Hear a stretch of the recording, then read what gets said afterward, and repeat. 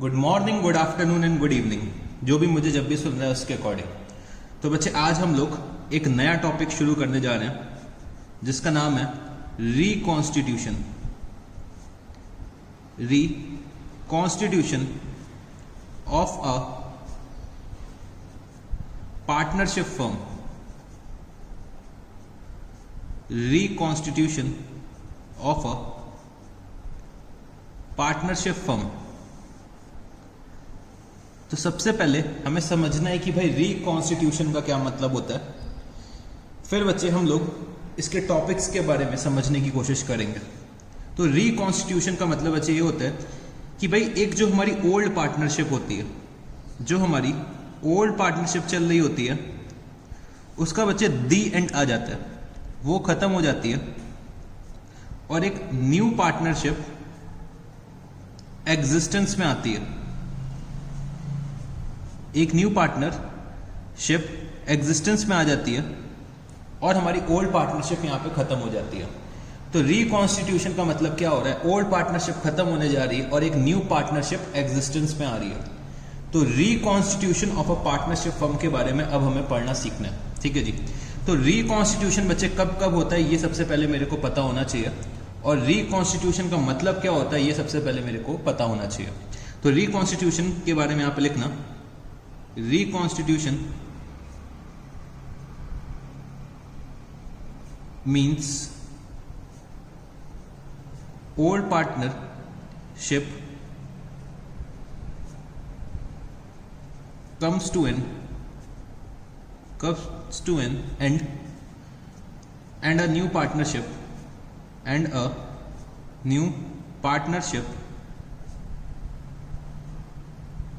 comes into existence.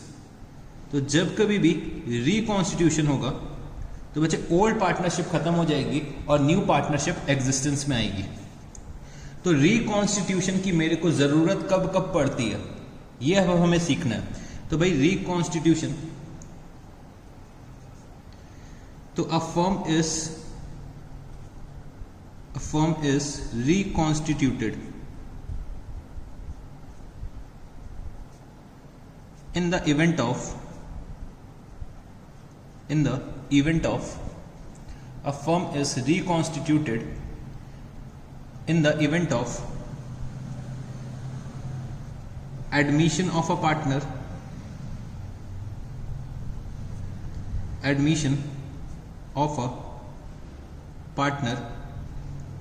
B, change in profit sharing ratio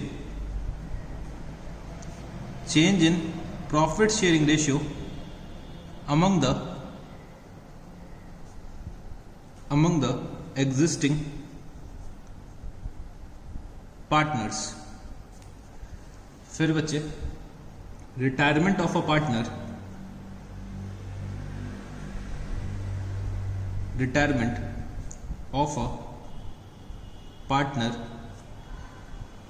death of a partner,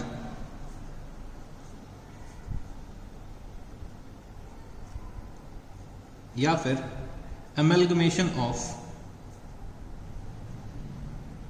amalgamation of two or more partnership firms. Amalgamation of two or more partnership firm. तो बच्चे, firm का reconstitution कब कब होगा उसकी situations मैंने आपको यहां पे लिखवा दी हैं। अब चलो इसको समझने की कोशिश करते हैं।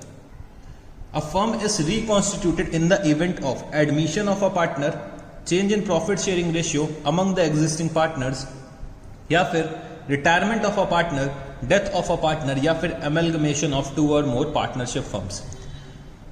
तो बच्चे समझने की कोशिश करना, हमारे फर्म का रिकॉन्स्टिट्यूशन होता है। रिकॉन्स्टिट्यूशन का मतलब क्या हुआ? Old partnership comes to an end and बच्चे new partnership comes to into an existence, ठीक है। Old partnership comes to an end and a new partnership comes into existence. तो समझने की कोशिश करो, जब कभी भी एडमिशन होगा पार्टनर का, जैसे कि अभी मेरे यहाँ दो पार्टनर्स हैं, ये है ए और ये है बी, ठीक है। एक नया पार्टनर सी आ रहा है कि भाई हमको भी अपने फर्म में पार्टनर बना लो, हमको भी अपने फर्म में पार्टनर बना लो। तो भाई जब सी हमारे फर्म में आएगा तो बच्चे एक हमें नई पार्टनरशिप डीड फिर से बनानी पड़ेगी।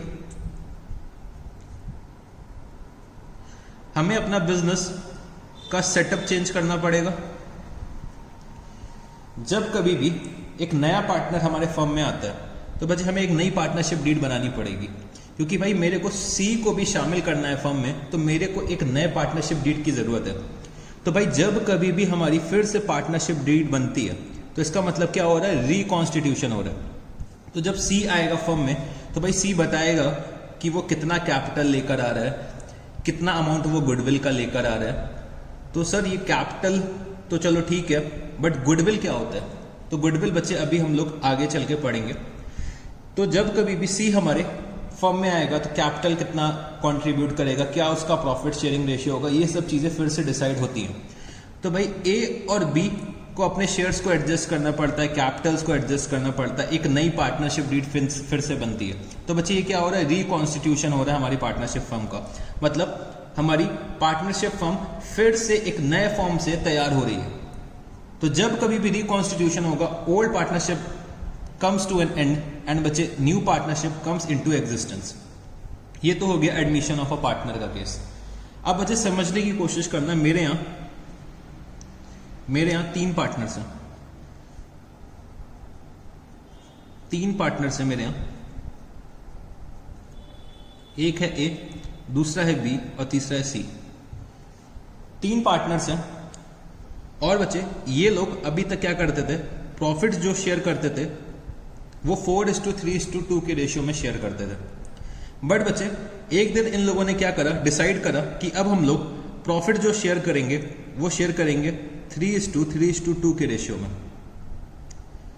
तो भाई जो ये प्रॉफिट शेयरिंग रेशियो चेंज हो रहा है, प्रॉफिट शेयरिंग रेशियो चेंज हो रहा है, तो बच्चे मेरे को अपने पार्टनरशिप डीड में चेंजेस करने पड़ेंगे, मेरे को अपने कैपिटल में चेंजेस करने पड़ेंगे, मेरे को अपना गुडविल में चेंजेस करने पड़ेंगे। तो भाई फिर से हमारा क्या हो रहा है, फर्म का रिकॉन्स्टिट्यूशन हो रहा है। तो जब कभी भी प्रॉफिट शेयरिंग रेशियो चेंज होता है पार्टनर्स के बीच में, तब भी हमें क्या करना पड़ता है, रिकॉन्स्टिट्यूशन करना पड़ता है अपने पार्टनरशिप फर्म का। तो रिकॉन्स्टिट्यूशन बच्चे हमेशा होगा जब कभी भी मेरी पार्टनरशिप डीड में चेंजेस होंगे। तो पार्टनरशिप डीड में जब कभी भी चेंजेस होते हैं तो हमें रिकॉन्स्टिट्यूशन करना पड़ता है। तो जैसे एक नया पार्टनर जब एडमिट होता है तब हमें अपनी पार्टनरशिप डीड में चेंज करना पड़ता है, या फिर हमारे पार्टनर्स के बीच में प्रॉफिट शेयरिंग रेशियो जब चेंज होता है तब हमें क्या करना पड़ता है, पार्टनरशिप डीड में चेंजेस करने पड़ते हैं जब कभी भी पार्टनर रिटायर होगा। फॉर एग्जाम्पल मेरे 3 पार्टनर्स थे, ए, बी और सी। अब की बार सी जो है वो फर्म छोड़ के जा रहा है, तो फर्म छोड़ के जाएगा तो बच्चे अब सिर्फ ए और बी तो बच्चे पार्टनरशिप फर्म में। तो ए और बी अपनी क्या करेंगे, एक नई पार्टनरशिप डीड बनाएंगे। ये दोनों अपनी एक नई पार्टनरशिप डीड बनाएंगे, क्योंकि सी तो अब फर्म छोड़ के जा रहा है, तो जो इनकी ओल्ड पार्टनरशिप डीड होगी वो बच्चे खत्म हो जाएगी, उसका कोई रेलेवेंस नहीं रहेगा। तो अब हमें एक नया पार्टनरशिप डीड बनाना पड़ेगा। तो भाई फिर से मेरा रिकॉन्स्टिट्यूशन ऑफ अ फर्म होगा। सिमिलरली अगर मेरे सी की डेथ हो जाती है, तो डेथ हो जाएगी तब भी तो बच्चे वो फर्म छोड़ के तो जा ही रहे, तो ए और बी को फिर से क्या करना पड़ेगा, एक पार्टनरशिप डीड को बनाना पड़ेगा। या फिर 2 फर्म्स हैं, ठीक है, 2 फर्म्स हैं, लेट्स टेक, ये कौन सी फर्म है, ए बी एंड कंपनी, और ये एक फर्म है सी डी एंड कंपनी। अब हम इनको क्या करने जा रहे हैं, एमलगमेट करने जा रहे हैं। एमलगमेट करने का मतलब क्या करने जा रहे हैं, इन दोनों को कंबाइन करने जा रहे हैं। तो मैंने इनको एमलगमेट करा। एमलगमेशन का मतलब क्या होता है बच्चे, जब 2 फर्म्स मिलके एक फर्म बन जाती है उसको हम लोग बोलते हैं एमलगमेशन। तो पहले ए बी एंड कंपनी थी और सी डी एंड कंपनी थी, तो इन दोनों को कंबाइन करके एक मैंने नई फर्म बनाई, A B C D and company, A B C D and company. तो जो ये मेरी नई पार्टनरशिप फर्म बनी है, तो बच्चे मेरे को एक नई पार्टनरशिप डीड फिर से बनानी पड़ेगी, क्योंकि पहले मेरे यहाँ ए और बी पार्टनर थे और सी और डी अलग अलग, मतलब दोनों फर्म्स में अलग अलग पार्टनर्स थे। बट इस फर्म में जो हमारे पार्टनर्स हैं वो कौन हो जाएंगे, ए बी सी डी, मतलब चारों नए पार्टनर्स आ गए। मतलब ए बी एन कंपनी खत्म हो गई, सी डी एन कंपनी खत्म हो गई, A B C D and company, एक नई कंपनी मतलब नई पार्टनरशिप फर्म प्रोड्यूस हुई है। तो बच्चे क्या हो रहा है, रिकॉन्स्टिट्यूशन हो रहा है ऑफ अ पार्टनरशिप फर्म। तो old partnership is coming to an end and a new partnership is coming in to an existence. तो जब कभी भी रिकॉन्स्टिट्यूशन होता है बच्चे, तो रिकॉन्स्टिट्यूशन जनरली इन सब इवेंट्स की वजह से होता है। तो रिकॉन्स्टिट्यूशन होता है तो मेरे को अपने पार्टनरशिप डीड में चेंजेस करने पड़ते हैं, बहुत सारे एडजस्टमेंट्स करने पड़ते हैं। तो reconstitution means old partnership comes to an end and a new partnership comes into an existence. A firm is reconstituted in the event of admission of a partner, change in the profit sharing ratio among the existing partners, retirement of a partner, death of a partner, या फिर amalgamation of two or more partnership firm। तो ये आपसे एक theoretical question पूछ सकता है कि भाई कब कब मेरे को रिकॉन्स्टिट्यूशन करने की जरूरत पड़ती है। तो आप लोग बता सकते हो कि भाई इन सब सिचुएशंस में मैं रिकॉन्स्टिट्यूशन करता हूँ अपनी पार्टनरशिप फर्म का, और जब कभी भी रिकॉन्स्टिट्यूशन करता हूँ तो मेरे को एक नई पार्टनरशिप डीड फिर से ड्राफ्ट करनी पड़ती है। तो ये तो हो गई बच्चे reconstitution of a partnership firm के बारे में। तो रिकॉन्स्टिट्यूशन ऑफ पार्टनरशिप फर्म में सबसे पहले मैंने क्या लिखा है, admission of a partner.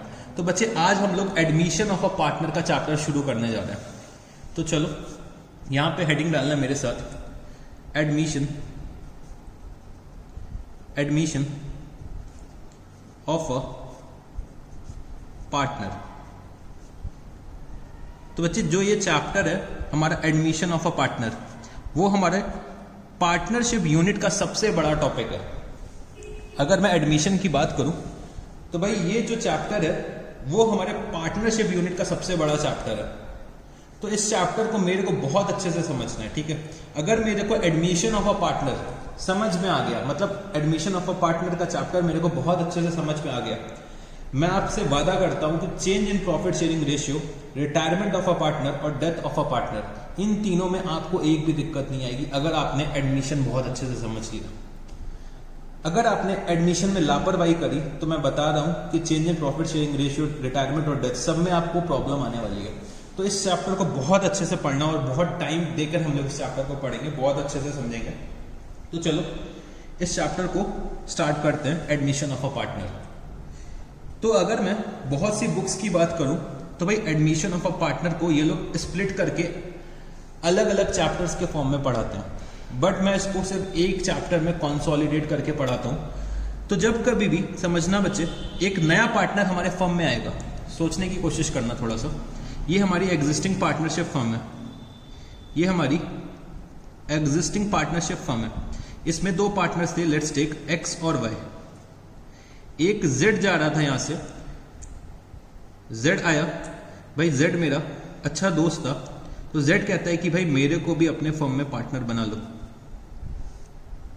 Firm x Y की चल रही थी ये, एक जेड मेरा दोस्त था, वो आता है कहता है कि मेरे को भी अपने फर्म में पार्टनर बना लो, मैं फर्म के लिए बहुत मेहनत करूंगा, बहुत सारा रेवेन्यू लेकर आऊंगा, मैं फर्म का प्रॉफिट इंक्रीज कर दूंगा, ये सब बातें करने लगा।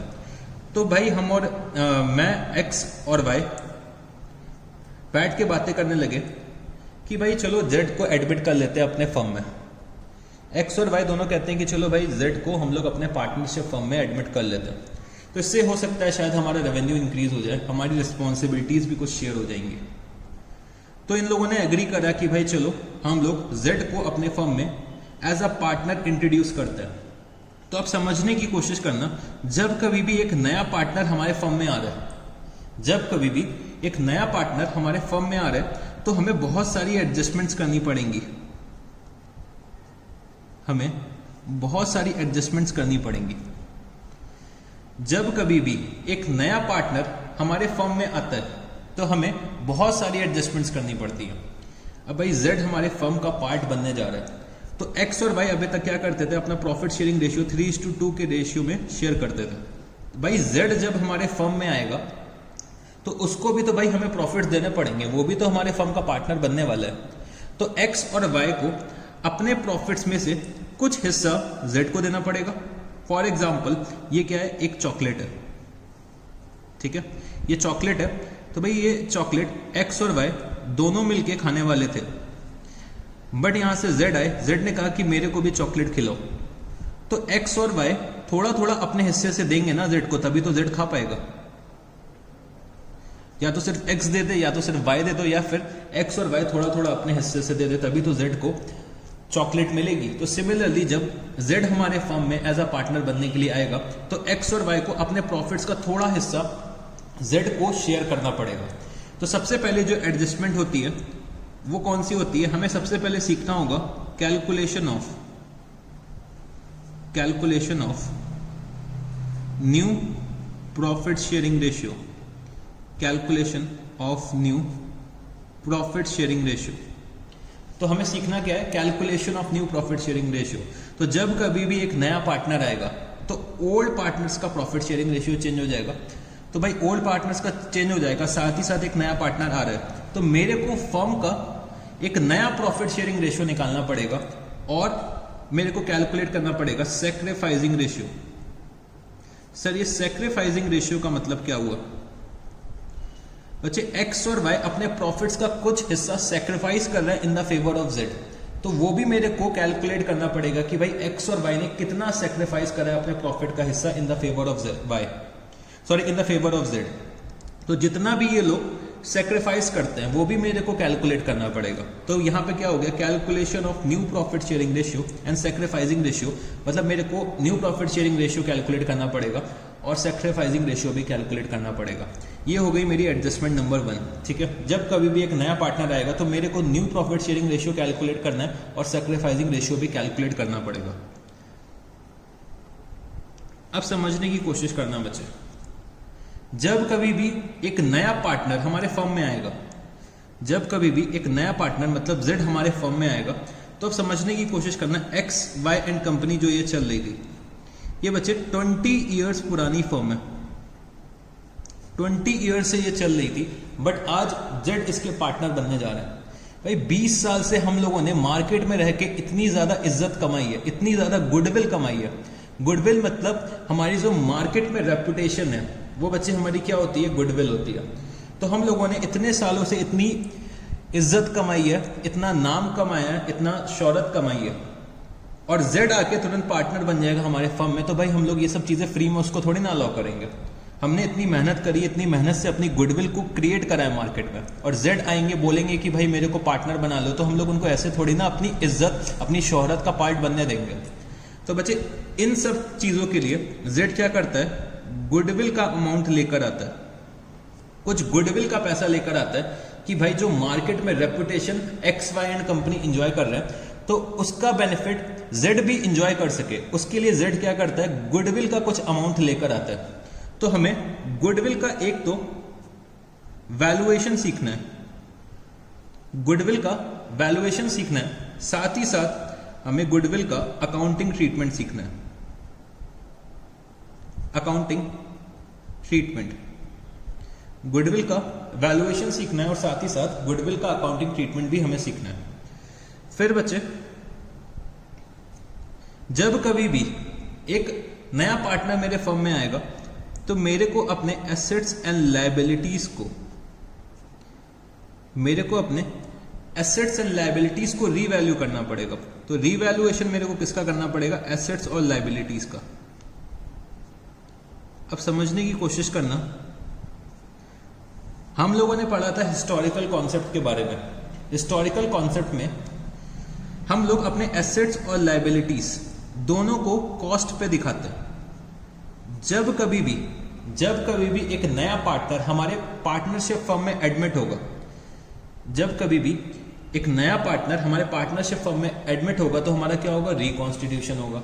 अब रिकॉन्स्टिट्यूशन होगा तो बच्चे समझो कि भाई मैं अपने एसेट्स को कॉस्ट पे दिखा रहा हूं। फॉर एग्जाम्पल मेरे कोई एसेट की कॉस्ट है 10 लाख रुपीस, 10 लाख रुपीस की मेरे एसेट्स की कॉस्ट है, बट उसकी मार्केट वैल्यू, जिस दिन एक नया पार्टनर एडमिट हो रहा है उसकी मार्केट वैल्यू है 25 लाख रुपीस।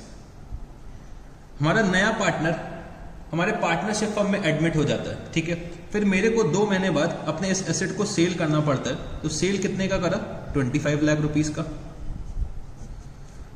भाई प्रॉफिट कितने का होगा, 10 लाख की कॉस्ट थी, 25 लाख में सेल कर दिया तो मेरे को प्रॉफिट हो गया 15 लाख रुपीस का।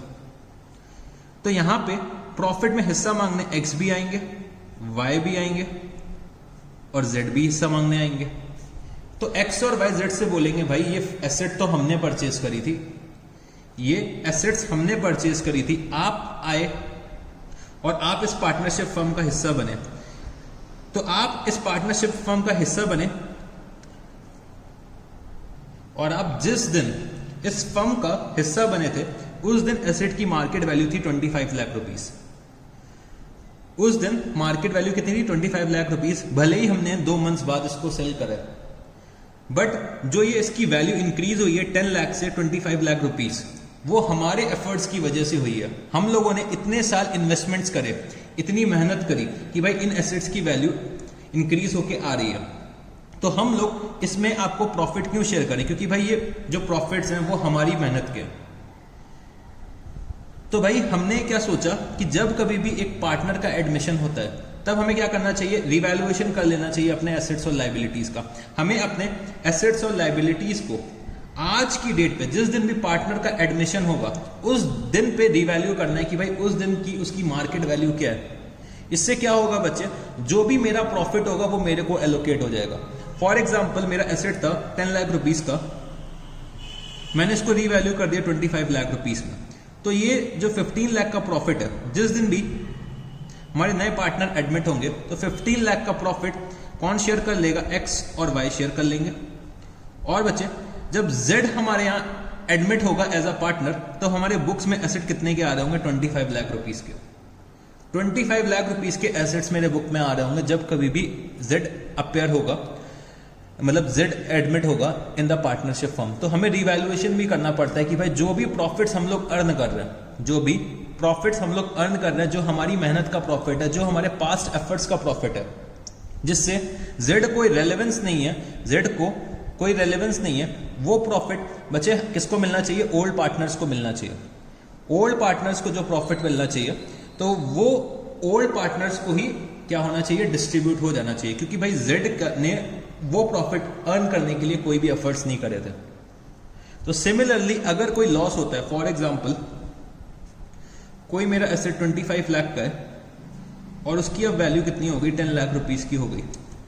तो भाई जेड भी तो यहां पे बोलेंगे जब मेरे को प्रॉफिट में हिस्सा नहीं मिल रहा है तो मेरे को लॉस में भी हिस्सा नहीं मिलना चाहिए। तो लॉसेस भी कौन बेयर करता है? ओल्ड पार्टनर्स बेयर करते हैं, जो भी ये 15 लाख का लॉस निकल के आएगा। तो जब हम लोग रिवैल्यूएशन टॉपिक पढ़ेंगे तो इसको बहुत डिटेल में और डील करेंगे। तो अभी हमें सिर्फ समझना है कि मेरे को कौन कौन सी एडजस्टमेंट्स करनी पड़ती है। एक तो हो गया calculation of new profit sharing ratio and sacrificing ratio, फिर होता है गुडविल का वैल्यूएशन और अकाउंटिंग ट्रीटमेंट, फिर आता है revaluation of assets and liabilities. अब बच्चे समझने की कोशिश करना, जब कभी भी एक नया पार्टनर आएगा फर्म में तो भाई वो खाली हाथ थोड़ी ना चला आएगा। मेरे फर्म में इतने सारे एसेट्स रखे हुए हैं, उन एसेट्स को आके वो यूज करेगा जब एज अ पार्टनर एडमिट होगा। तो उन एसेट्स को यूज करने के लिए भाई नए पार्टनर को कुछ कैपिटल तो लेकर आना चाहिए। एक्स और वाई ने इतना सारा कैपिटल इंट्रोड्यूस कर रखा है फर्म में और वो आके जेड यूज करने लगेगा क्या? जेड को भी तो थोड़ा कैपिटल फर्म में लेकर आना चाहिए जब वो as a new partner admit हो रहे हैं। तो हमें सीखना होगा कि भाई कैपिटल जो लेकर आता है उसका हमें कैसे एडजस्टमेंट करना है। तो कैपिटल का भी मेरे को एडजस्टमेंट करना आना चाहिए। ठीक है जी। फिर बच्चे जो भी हमारे बिजनेस के पास्ट प्रॉफिट्स होंगे, जो भी मतलब फॉर एग्जांपल अगर जेड एडमिट हो रहे हैं 1 अप्रैल 2020 को एज अ पार्टनर, तो जो भी प्रॉफिट्स होंगे अप टू 31 मार्च 2020 वो प्रॉफिट्स किसके होंगे? एक्स और वाई के होने चाहिए। तो उन प्रॉफिट्स में हक किसको होना चाहिए? एक्स और वाई को होना चाहिए, जेड को तो बिल्कुल भी नहीं होना चाहिए। तो मेरे बिजनेस के जितने भी पास्ट प्रॉफिट्स होंगे या फिर रिजर्व्स होंगे वो भी मेरे को ओल्ड पार्टनर्स में डिस्ट्रीब्यूट करने पड़ेंगे। तो उसका भी अकाउंटिंग ट्रीटमेंट मेरे को यहां पे सीखना होगा। तो बच्चे हमें इतने कुछ एडजस्टमेंट्स पढ़ने पड़ते हैं। जब कभी भी एक नया पार्टनर एडमिट होगा तो हमें इतने सारे एडजस्टमेंट्स करने पड़ते हैं। इसके अलावा भी एक एडजस्टमेंट करना पड़ता है, तो चलो वो भी मैं आपको बता देता हूं। उसको मैं बोल देता हूं अदर एडजस्टमेंट्स। अदर एडजस्टमेंट्स का सर क्या मतलब हुआ?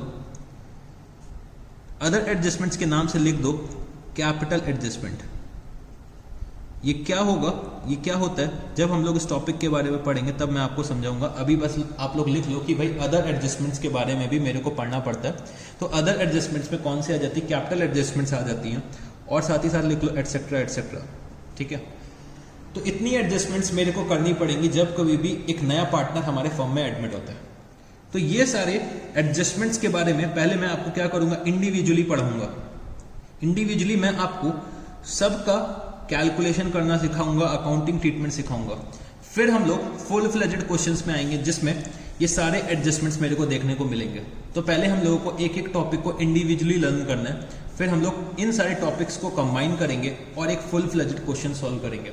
तो फुल फ्लेजेड क्वेश्चंस को सॉल्व करने के लिए पहले मेरे को इंडिविजुअल टॉपिक आना जरूरी है, ठीक है जी। तो ये मैंने क्या करा, आपको एक एडमिशन का रोड मैप करा दिया कि भाई एडमिशन में मेरे को ये सारे टॉपिक्स पढ़ने हैं। और ये सारे टॉपिक्स अगर हम लोगों ने बहुत अच्छे से पढ़ लिए, मैं बता रहा हूं, ये जो टॉपिक्स अगर मैंने बहुत अच्छे से पढ़ लिए तो ना ही आपको change in profit sharing ratio में कोई दिक्कत आएगी, ना ही आपको रिटायरमेंट में कोई दिक्कत आएगी, ना ही आपको डेथ में कोई दिक्कत आएगी। तो ये सारे टॉपिक्स फिर से रिपीट होंगे change in profit sharing ratio में, रिटायरमेंट में भी और डेथ में भी। तो ये सारे टॉपिक्स हमें बहुत अच्छे से समझ के चलने हैं, ठीक है जी। तो चलो, मैंने आपको एक रोड मैप दे दिया कि भाई एक रिकॉन्स्टिट्यूशन क्या होता है, और रिकॉन्स्टिट्यूशन के अंदर हमने आपको एक और रोड मैप दे दिया कि भाई एडमिशन में मेरे को क्या क्या चीजें पढ़नी है, ठीक है जी। तो एडमिशन में मेरे को क्या क्या चीजें पढ़नी है वो भी मैंने आपको एक रोड मैप दे दिया। तो चलो अब मेरे साथ थोड़ा सा यहां पे लिखो आप लोग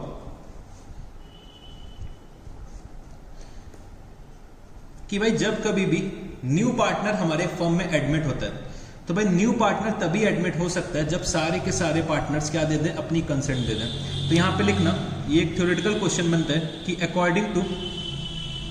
according to section 31 of the Indian partnership act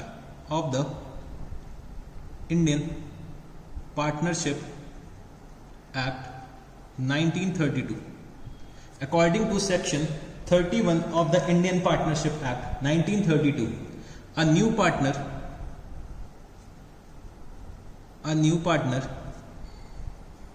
can be admitted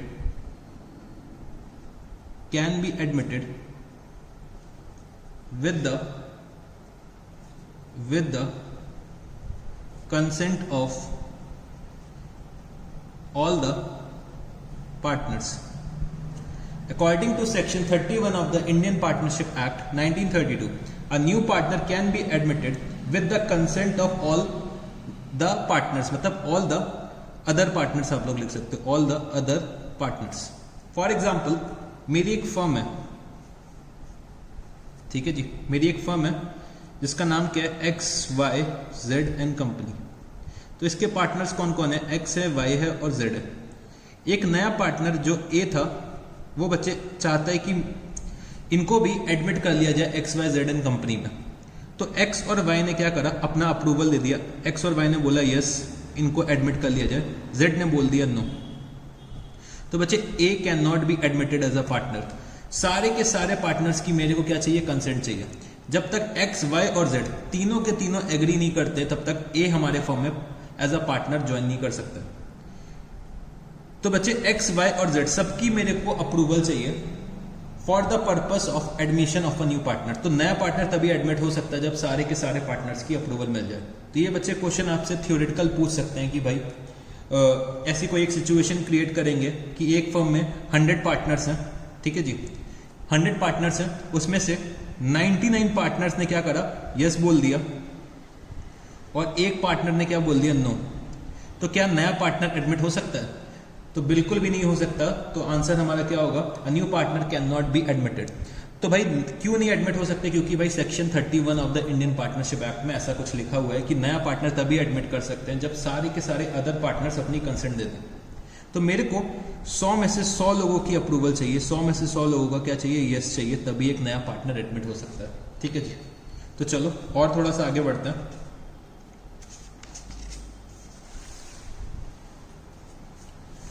तो जब कभी भी एक नया पार्टनर हमारे फर्म में आता है, नया पार्टनर हमारे फर्म में आता है, तो भाई नए पार्टनर्स को कुछ राइट्स मिलते हैं, तो यहां पे लिखना 2 राइट्स। तो भाई 2 राइट्स ऑफ न्यू पार्टनर, तो नए पार्टनर को कुछ राइट्स मिलते हैं। क्या राइट्स मिलते हैं? तो इसको आप लोग टैबुलर फॉर्म में लिख लो, मतलब एरो के फॉर्म में लिख लो। एक तो बच्चे right to share profits in future, और साथ ही साथ यहां पे लिख लो राइट टू शेयर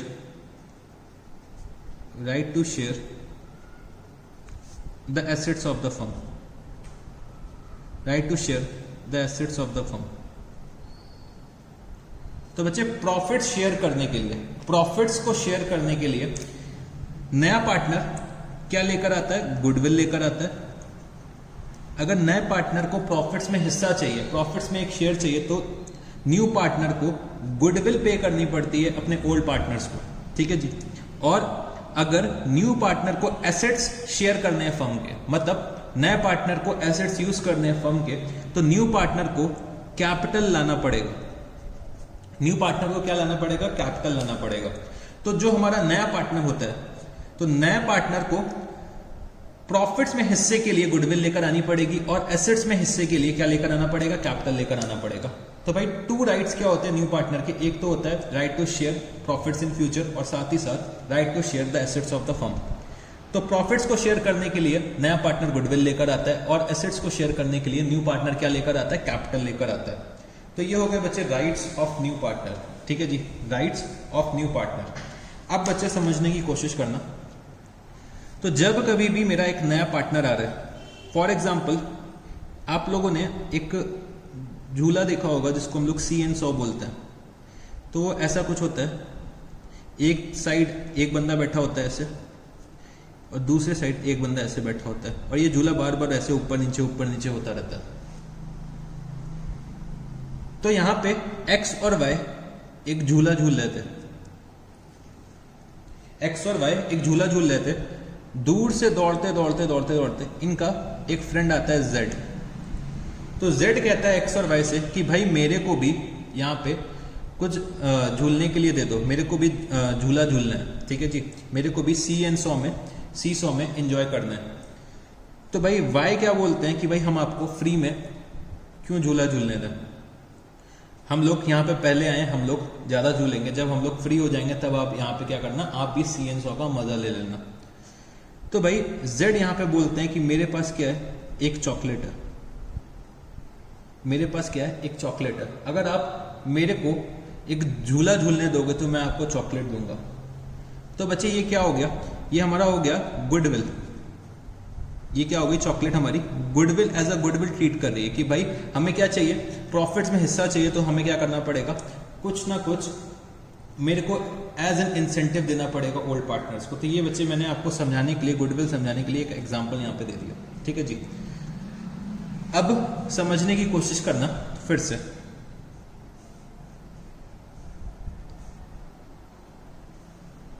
ये क्या है, ये एक बेंच है, ठीक है, बहुत अच्छी बेंच तो नहीं बनी, चलो मैं फिर से एक बार बनाता हूं।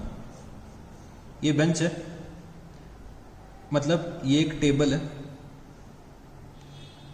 ठीक है जी, ये एक टेबल है। तो यहां पे एक्स बैठे होते थे और यहां पे वाई बैठे हुए हैं, ठीक है जी। यहाँ पे एक्स और वाई बिल्कुल कंफर्टेबली बैठे हुए हैं, और इनका एक फ्रेंड आता है जेड। जेड आता है कि भाई मेरे को भी टेबल में बैठने की जगह दे दो। तो एक्स और वाई यहाँ पे बोलते हैं कि भाई हम लोग पहले आए थे, हम लोग आराम से कंफर्टेबली बैठेंगे, हम आपको यहाँ पे बैठने क्यों दें। तो जेड यहाँ पे बोलता है कि भाई मेरे पास क्या है, एक चॉकलेट है, वो मैं चॉकलेट आपको दूंगा अगर आप लोग मेरे को थोड़ा सा जगह दोगे बैठने के लिए। तो एक्स कहता है कि मैं तो चॉकलेट खाता ही नहीं हूँ। एक्स कहता है मैं तो यहाँ पे चॉकलेट खाता ही नहीं हूँ। तो वाई कहता है बट मैं खाता हूँ। तो वाई ने क्या करा, थोड़ा सा स्पेस क्रिएट करा और यहाँ पे जेड भी बैठ गया, यहाँ पे जेड भी बैठ गया। तो समझने की कोशिश करो बच्चे, वाई जितनी जगह पर बैठे थे, वाई ने जितनी जगह ली थी उसमें से कुछ हिस्सा निकाल के किसको दे दिया, जेड को दे दिया, जिससे कि जेड भी बैठ सके। एक्स उतना ही स्पेस ऑक्यूपाई कर रहे हैं क्योंकि एक्स को कुछ भी इन द वर्ल्ड में, मतलब इन रिटर्न कुछ नहीं मिल रहा है। क्योंकि भाई एक्स ने तो बोल दिया मैं चॉकलेट खाता ही नहीं हूं, वाई ने थोड़ा सा स्पेस क्रिएट करा इन द फेवर ऑफ जेड, तो वाई ने कुछ अपना हिस्सा जेड को दिया। तो जब कभी भी अपना शेयर एक पार्टनर दूसरे पार्टनर को देता है तो हमें क्या कंप्यूट करना पड़ता है, हमें एक नया रेशियो कंप्यूट करना पड़ता है कि भाई अब ये लोग जो बेंच शेयर कर रहे हैं वो किस रेशियो में शेयर कर रहे हैं। तो अब मेरे को यहाँ पे सीखना है कि भाई हमें नए प्रॉफिट का कैसे कैलकुलेशन करना होता है, मतलब नए प्रॉफिट शेयरिंग रेशियो का कैसे कैलकुलेशन करना होता है। ठीक है जी। तो मैं अपनी फर्स्ट एडजस्टमेंट शुरू करने जा रहा हूं। फर्स्ट एडजस्टमेंट मैं यहां पे स्टार्ट करने जा रहा हूं जिसका नाम क्या है, calculation of new ratio, calculation of new ratio, और साथ ही साथ and sacrificing ratio, calculation of new ratio and sacrificing ratio. तो इसको समझाने के लिए मैं आपको बहुत सारे एग्जांपल्स करवाना चाहता हूं। ठीक है जी। तो चलो एग्जांपल नंबर 1 मेरे साथ यहां पे लिखना। A, B and C are 3:2:1 partners. A, B and C are 3:2:1 partners. D is admitted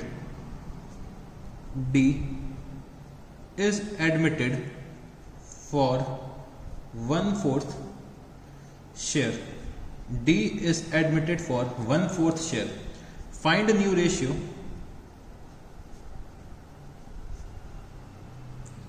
Find new ratio and sacrificing ratio. हम लोग एक एक बात को समझते हुए चलेंगे। ठीक है जी। कोई भी चीज हमें रटने की जरूरत नहीं है, हम लोग एक एक चीज को समझेंगे, उसके पीछे के लॉजिक को समझेंगे। तो यहाँ पे क्या दे रखा है कि भाई 3 पार्टनर्स थे ए, बी और सी। इनका रेशियो क्या था, A:B:C। 3 पार्टनर्स थे, तो भाई 3 पार्टनर्स का प्रॉफिट शेयरिंग रेशियो था 3:2:1। फिर क्या होता है कि चलो भाई डी को भी हम लोग अपने पार्टनरशिप फर्म में as a new partner admit करते हैं। तो बच्चे जब कभी भी न्यू पार्टनर हमारे फर्म में आता है तो मेरे को नया प्रॉफिट शेयरिंग रेशियो कैलकुलेट करना पड़ेगा।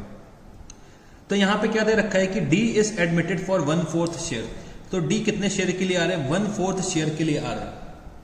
और मेरे को यहाँ पे क्या बोला गया है कि मेरे को यहाँ पे न्यू रेशियो कैलकुलेट करना है और सैक्रिफाइस रेशियो कैलकुलेट करना है। तो पहले चलो हम लोग सबसे पहले समझते हैं कि भाई न्यू रेशियो कैसे कैलकुलेट करते हैं, फिर हम लोग सैक्रिफाइसिंग रेशियो की बात करेंगे।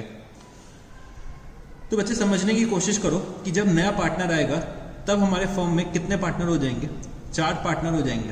तो मेरे को A:B:C:D चाहिए। अभी मेरे को A:B:C तो पता है, मतलब मेरे को ओल्ड रेशियो पता है। मेरे को न्यू रेशियो निकालना पड़ेगा क्योंकि भाई जब नया पार्टनर आएगा तो भाई प्रॉफिट शेयरिंग रेशियो तो चेंज हो जाएगा। और क्वेश्चन में हमको दे रखा है कि भाई जो डी आ रहा है हमारे फर्म में वो 1/4 शेयर के लिए आ रहा है। 1/4 शेयर के लिए हम लोग डी को एडमिट कर रहे हैं एज अ पार्टनर, और मेरे को क्या बोला है कि न्यू रेशियो निकाल के दिखा दो। तो चलो सबसे पहले समझने की कोशिश करना है यहाँ पे।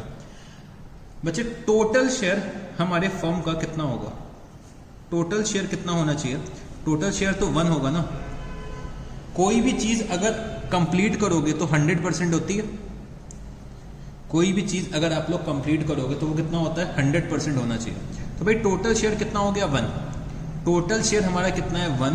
तो 1 में से डी को कितना मिल जाएगा, डी को मिल रहा है 1/4। डी को कितना मिल रहा है, 1/4 मिल रहा है। मतलब टोटल शेयर दे रखा है 1 और 1 में से 1/4 किसको मिल रहा है, डी को मिल रहा है। तो रिमेनिंग शेयर कितना मिला, रिमेनिंग शेयर मतलब कितना बचा, रिमेनिंग शेयर मेरा जो बचेगा वो हो जाएगा 1 - 1/4। तो ये कितना आ जाएगा, 3/4। तो 3/4 कौन शेयर करेगा, ए शेयर करेंगे, बी शेयर करेंगे और सी शेयर करेंगे।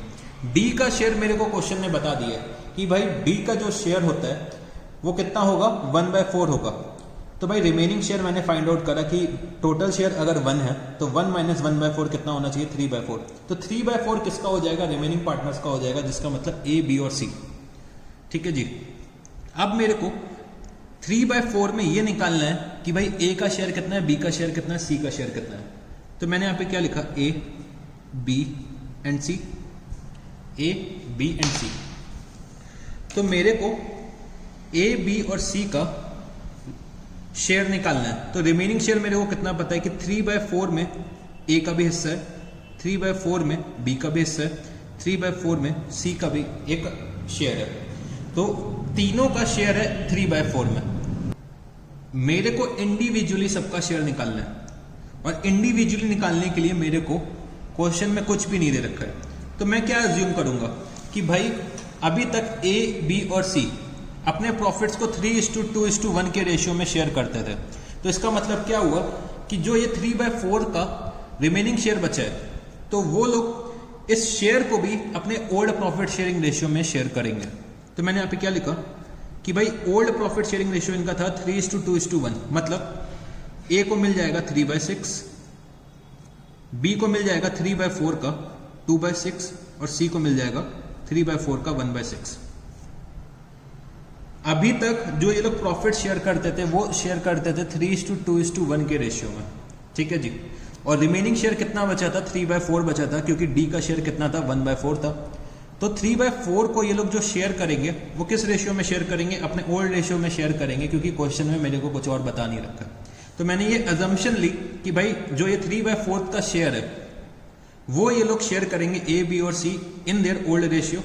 तो इससे उनका क्या पता चल जाएगा? न्यू रेशियो पता चल जाएगा। तो 3/4 में जो ए का शेयर होगा वो कितना हो जाएगा? 9/24। तो फर्म में ए का शेयर कितना हो गया? 9/24। बी का कितना हो गया? 6/24। सी का कितना हो गया? 3/24। 3/24। और डी का मेरे को पता है कितना? 1/4।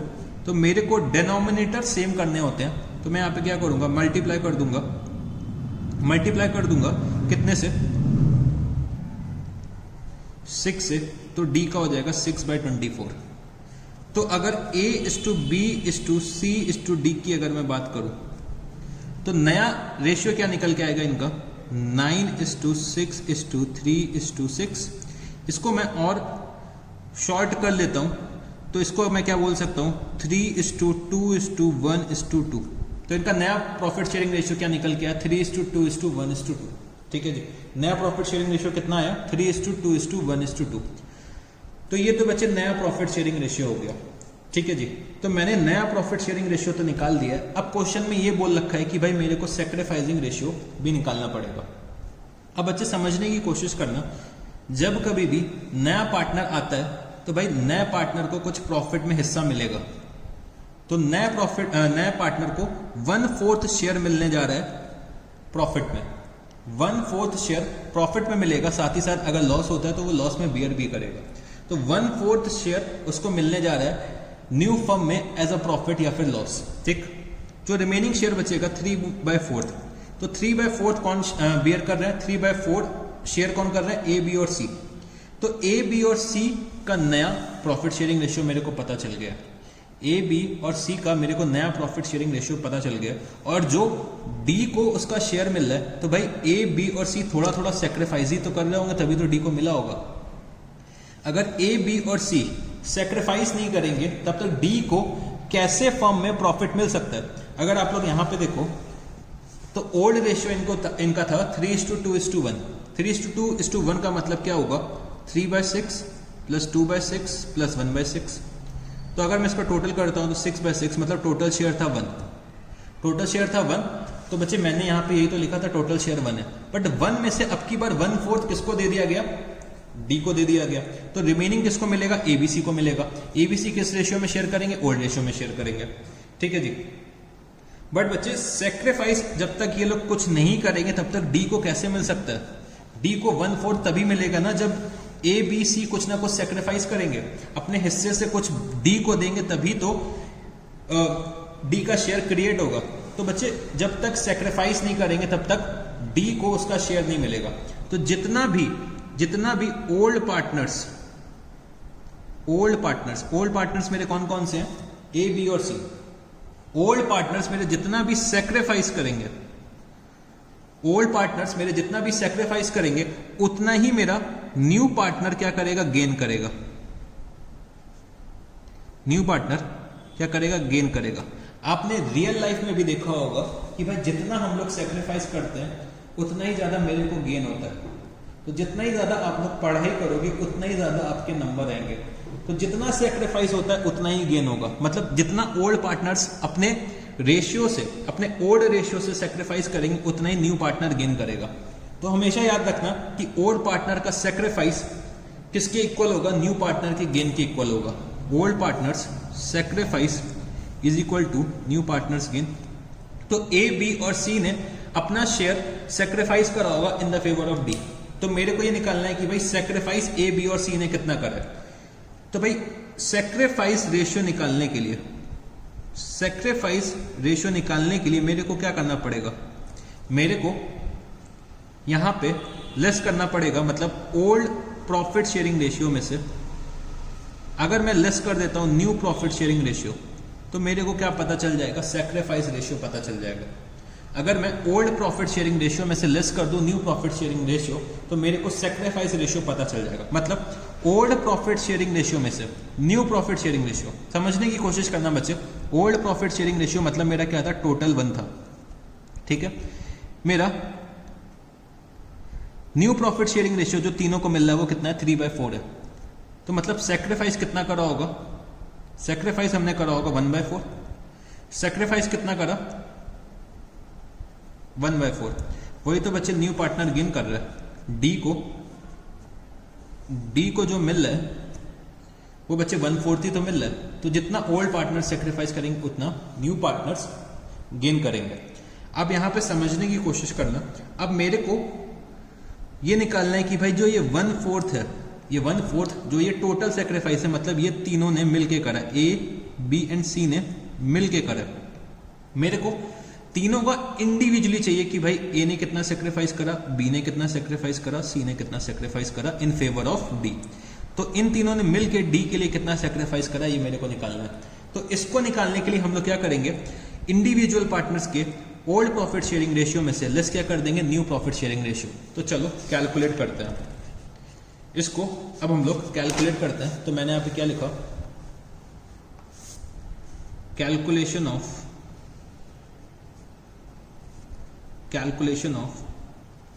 Sacrificing ratio, calculation of sacrificing ratio.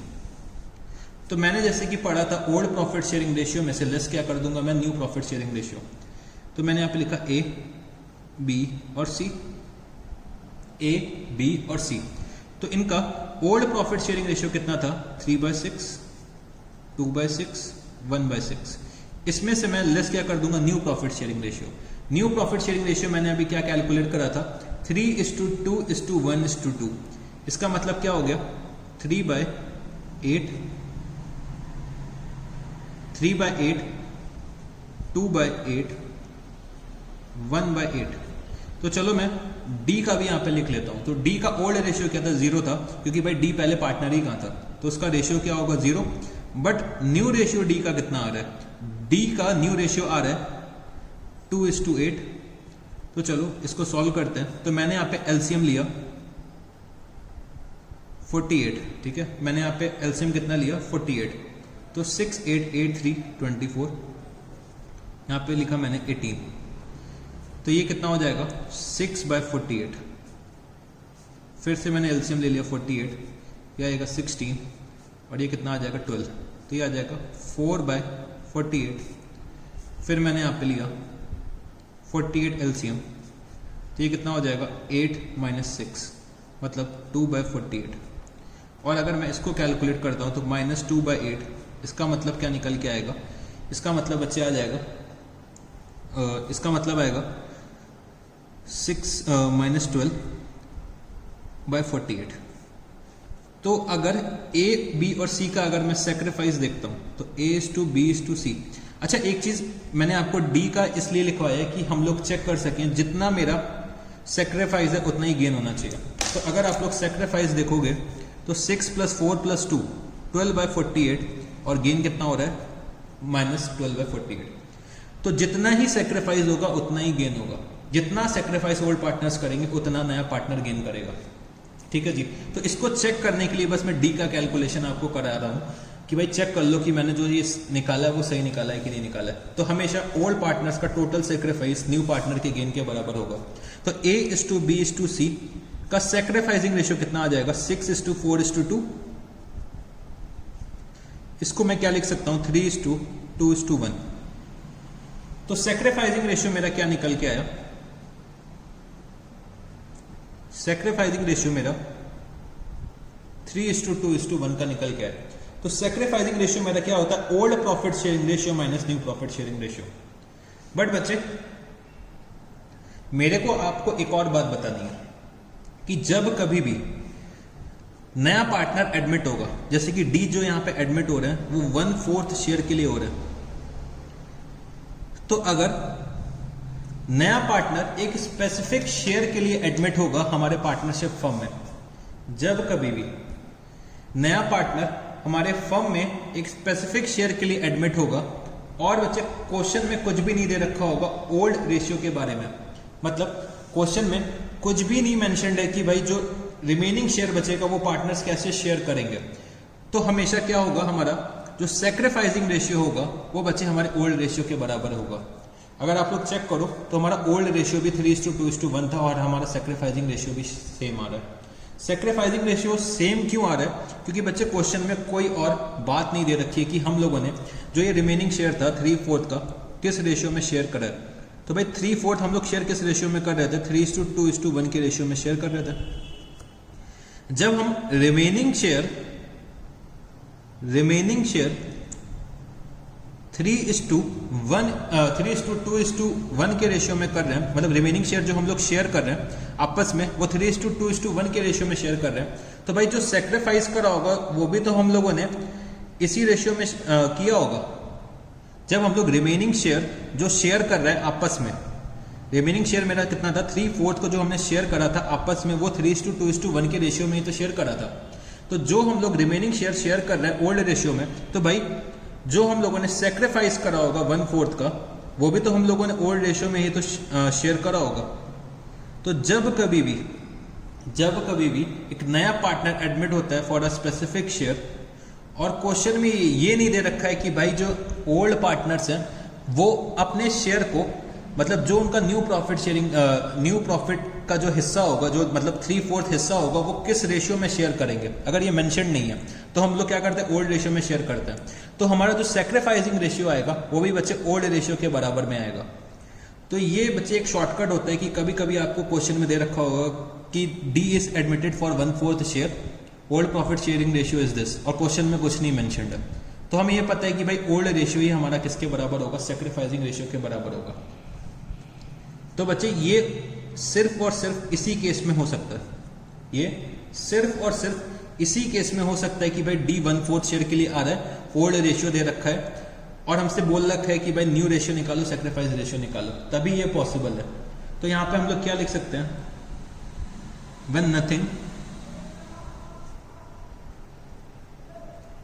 when nothing is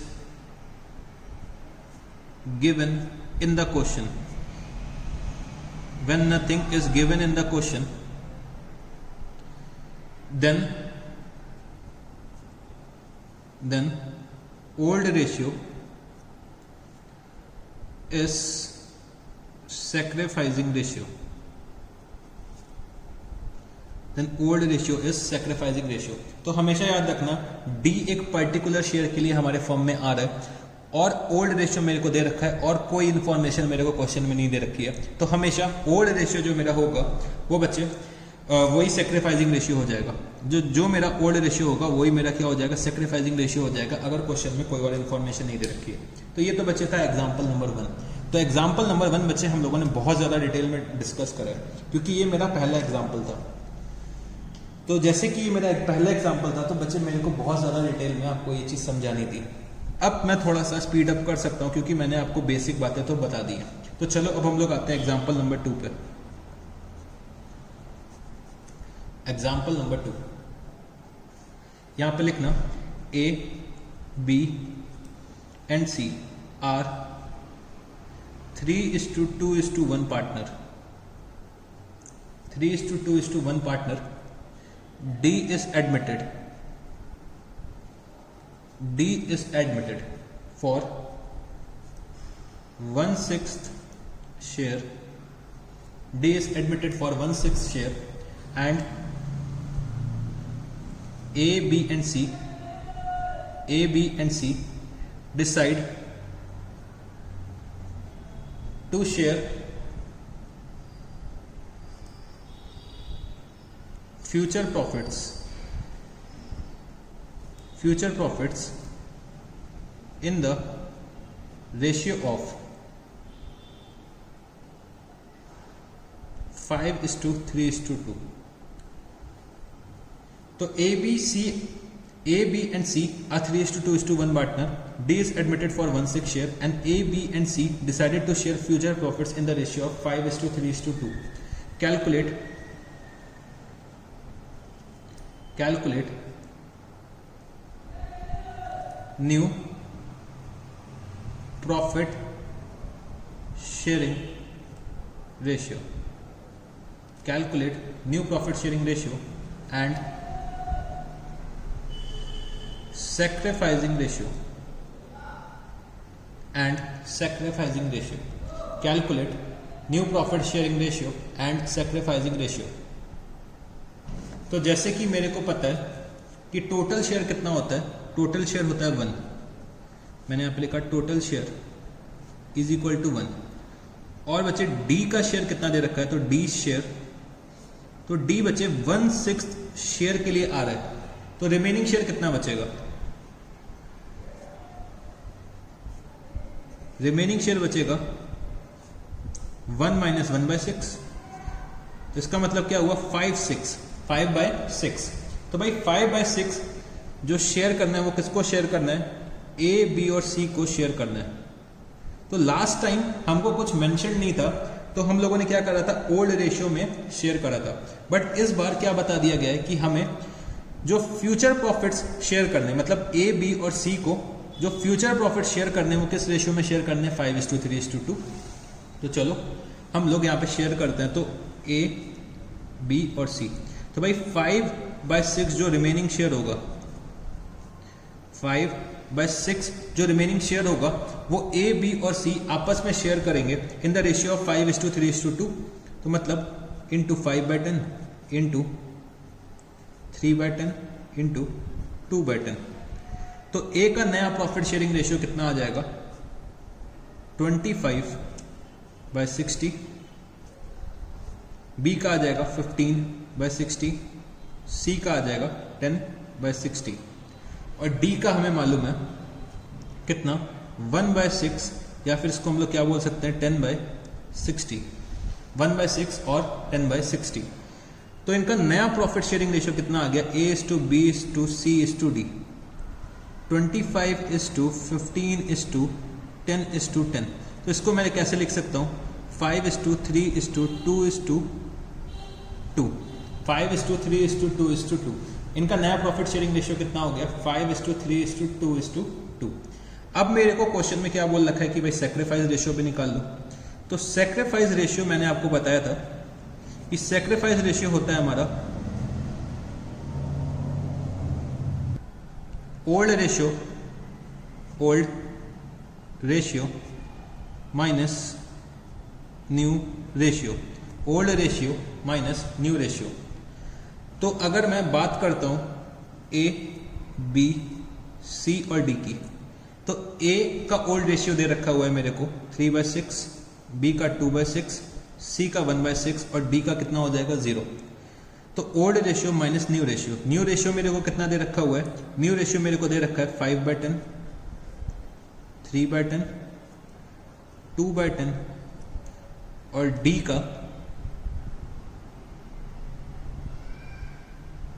का तो मैंने यहाँ पे थोड़ा सा गलत लिख दिया, 5/12 होगा ये, 3/12, 2/12 और बचे 2/12. ठीक है, 5 + 3 8 + 2 10 + 12. तो 5/12, 3/12, 2/12 और यहाँ पे फिर से 2/12. तो मेरे को यहाँ पे सैक्रिफाइसिंग रेशियो निकालना है. तो मैंने एलसीएम लिया 12. मैंने यहाँ पे क्या लिखा, 6 - 5. फिर से मैंने एलसीएम लिया 12. तो मैंने यहाँ पे लिखा क्या, 4 - 3. फिर से मैंने लिया एलसीएम 12 और अब की बार मैंने क्या लिखा, 2 - 2 और यहाँ पे कितना आ जाएगा -2/12। तो ये आ रहा है 1/12, ये आ रहा है 1/12, ये आ जाएगा 0 और ये आ जाएगा -2/12। तो बच्चे जो हमारा सेक्रीफाइस है, तो सेक्रीफाइस अगर मैं टोटल करूंगा तो कितना आएगा 2/12। वो बच्चे हमेशा हमारे गेन के इक्वल आएगा, मतलब 2/12 इज इक्वल टू -2/12। तो इसका मतलब क्या हुआ, हमेशा सेक्रीफाइस हमारे गेन के बराबर होगा। तो सेक्रीफाइसिंग रेशियो क्या निकल के आएगा, सेक्रीफाइसिंग रेशियो मेरा आ जाएगा 1:1 का, 1:1 का मेरा क्या आ जाएगा, सेक्रीफाइसिंग रेशियो आ जाएगा 1:1 का। तो ए और बी ने इक्वली सेक्रीफाइस करा है, बट बच्चे सी ने कुछ भी सेक्रीफाइस नहीं करा है, क्योंकि सी का क्या आ रहा है, 0 आ रहा है। तो हमेशा सेक्रीफाइसिंग रेशियो जो हमारा होगा वो बच्चे हमारे गेनिंग रेशियो के बराबर होगा। तो यहाँ पे न्यू रेशियो कितना आ रहा है, 5:3:2:2 और सेक्रीफाइसिंग रेशियो आ रहा है 1:1। और सेक्रीफाइस कौन कौन कर रहा है, ए और बी सेक्रीफाइस कर रहे हैं, सी ने कुछ भी सेक्रीफाइस नहीं करा है। तो बच्चे यहाँ पे हम लोगों ने एग्जाम्पल नंबर 2 भी कंप्लीट कर लिया। तो चलो अब हम लोग चलते हैं एग्जाम्पल नंबर 3 पे। एग्जाम्पल 3। तो जितने मैं एग्जाम्पल्स करा रहा हूं, ठीक है जी, जितने भी मैं एग्जाम्पल्स करा रहा हूं बच्चे, इतने ही तरीके के क्वेश्चंस आपके बुक्स में दे रखे होंगे। तो जब अभी मैं आपको क्वेश्चंस कराऊंगा तो आप देखोगे कि भाई ये सब चीजें हम लोग ऑलरेडी पढ़ के बैठे हुए हैं। तो बस मेरे साथ ये सारे एग्जाम्पल्स पहले आप लोग कर लो, फिर हम लोग क्वेश्चंस पे आएंगे। तो A and B are 5:3 partners. C is admitted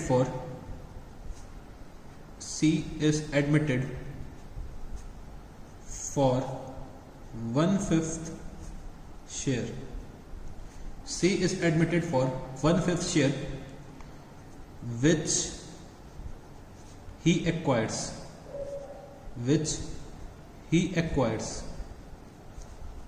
equally from A and B,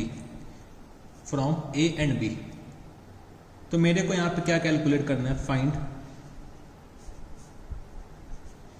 new profit sharing ratio,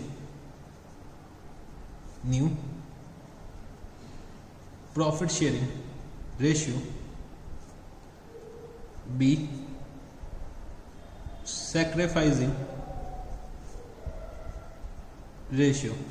find new profit sharing ratio और बच्चे सेक्रीफाइसिंग रेशियो। तो चलो इसको भी अब हम लोग समझने की कोशिश करते हैं। तो बच्चे ए और बी जो हमारे पार्टनर्स है, जो हमारे ओल्ड पार्टनर्स है, वो प्रॉफिट जो शेयर कर रहे थे वो 5:3 के रेशियो में शेयर कर रहे थे। सी एक नया पार्टनर आता है फॉर 1/5 शेयर, तो सी को कितना मिल रहा है, 1/5 मिल रहा है, which he acquires equally from A and B. मतलब अगर सी के शेयर की मैं बात करूं तो सी का जो शेयर है वो कितना है, 1/5 है। तो भाई 1/5 जो शेयर सी को मिल रहा है वो इसने किससे एक्वायर करा है, ए से भी एक्वायर करा है और बी से भी एक्वायर करा है, और ए और बी से दोनों से इक्वली एक्वायर करा है। मतलब 1/5 इंटू 1/2, 1/5 इंटू 1/2, मतलब 50% ए से एक्वायर करा है, 50% बी से एक्वायर करा है, मतलब इक्वली एक्वायर करा है अपना शेयर। तो मतलब ए से एक्वायर करा होगा 1/10, बी से कितना एक्वायर करा होगा 1/10। ए से एक्वायर करा है 1/10, बी से कितना एक्वायर करा है 1/10।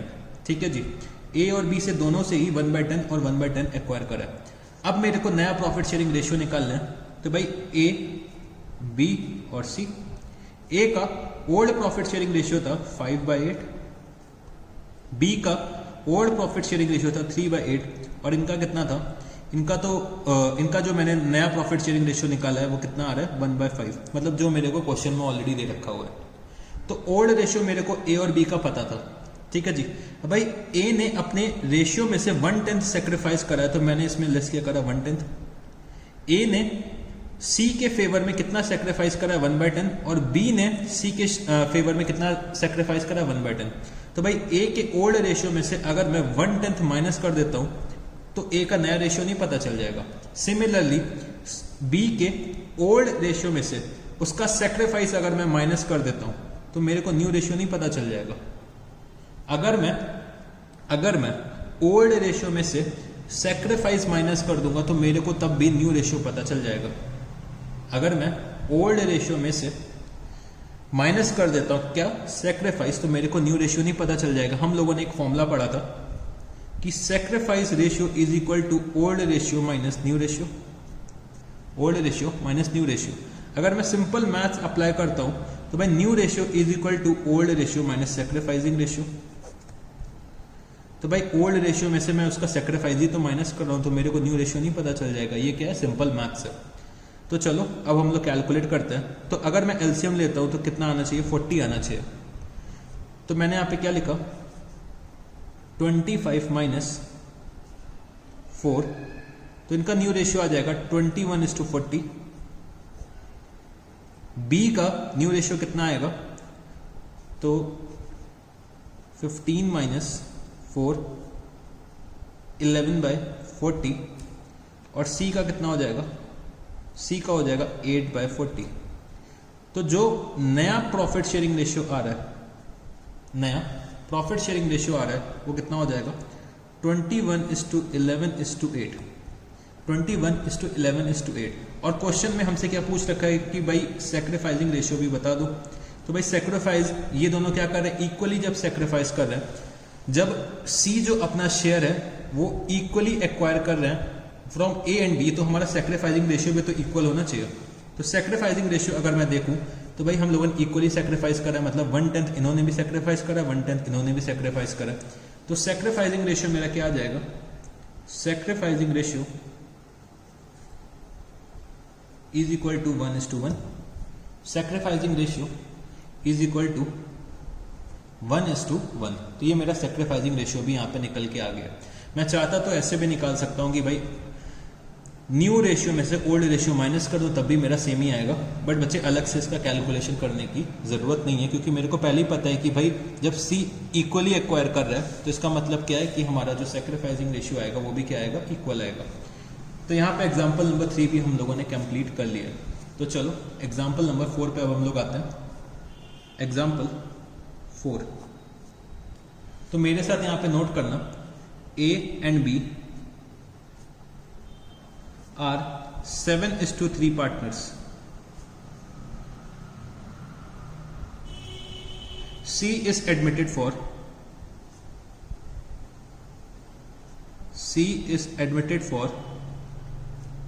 3/7 share. C is admitted for 3/7 share, which he acquires in 2:1 ratio from A and B. Find new ratio and sacrificing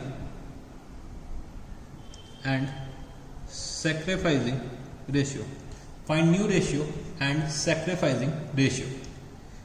तो अब क्या हो रहा है कि भाई C ने 3/7 शेयर फर्म में एक्वायर करा, 3/7 शेयर C ने फर्म में एक्वायर करा, और बच्चे जो ये शेयर एक्वायर करा है वो बच्चे A और B से एक्वायर करा इन द रेशियो ऑफ 2:1।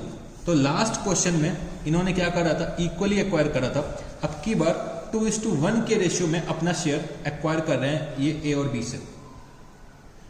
तो बच्चे सेक्रीफाइसिंग रेशियो क्या हो जाएगा, 2:1 ही हो जाएगा, क्योंकि A और B किस रेशियो में सेक्रीफाइस कर रहे हैं, 2:1 के रेशियो में सेक्रीफाइस कर रहे हैं। तो सेक्रीफाइसिंग रेशियो तो मेरे को अलग से कैलकुलेट ही नहीं करना पड़ेगा, क्योंकि क्वेश्चन देख के ही मेरे को पता चल गया कि भाई सेक्रीफाइसिंग रेशियो तो 2:1 ही आएगा।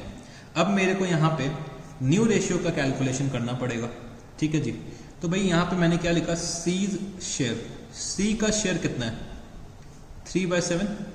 तो भाई 3/7 जो सी का शेयर था वो इन्होंने एक्वायर किससे करा है, ए से एक्वायर करा और बी से एक्वायर करा। ए से इन्होंने एक्वायर कितना करा, 3/7 का 2/3, 2:1 के रेशियो में अगर एक्वायर कर रहे हैं तो भाई ए से कितना एक्वायर करा होगा, 3/7 इंटू 2/3, और बी से एक्वायर करा होगा 3/7 इंटू 1/3। तो ए ने सेक्रीफाइस करा है 2/7, बी ने सेक्रीफाइस कितना करा है 1/7। तो भाई सेक्रीफाइसिंग रेशियो अभी भी अगर आप देखो तो कितना आएगा 2:1।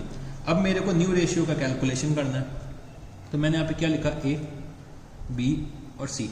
इनका ओल्ड रेशियो था 7/10, इनका था 3/10। तो 7/10 में से अगर मैं लेस करता हूं इनका सेक्रीफाइस मतलब 2/7, और अगर मैं 3/10 में से इनका सेक्रीफाइस लेस करता हूं 1/7, तो बच्चे मेरा न्यू प्रॉफिट शेयरिंग रेशियो कितना आएगा। तो मैंने यहाँ पे एलसीएम लिया 70, ये हो जाएगा 49 माइनस 20, तो ये कितना आ जाएगा 29/70।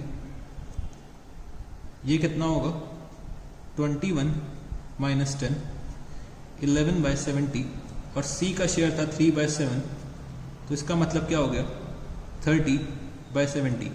तो इनका न्यू प्रॉफिट शेयरिंग रेशियो कितना आ जाएगा, A/B/C, 29:11:30, 29:11:30। तो ए, बी और सी का नया प्रॉफिट शेयरिंग रेशियो कितना आ गया 29:11:30, और सेक्रीफाइसिंग रेशियो कितना हो जाएगा, sacrificing ratio is equal to 2:1। Sacrificing ratio is equal to 2:1। तो यहाँ पे एग्जाम्पल 4 भी हमारा कंप्लीट हो गया। तो चलो एग्जाम्पल 5 पे चलते हैं। एग्जाम्पल 5,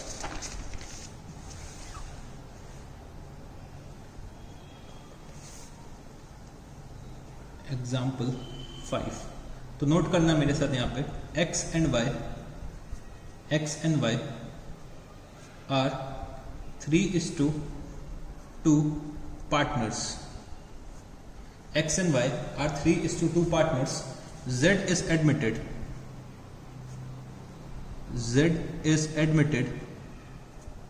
And he acquires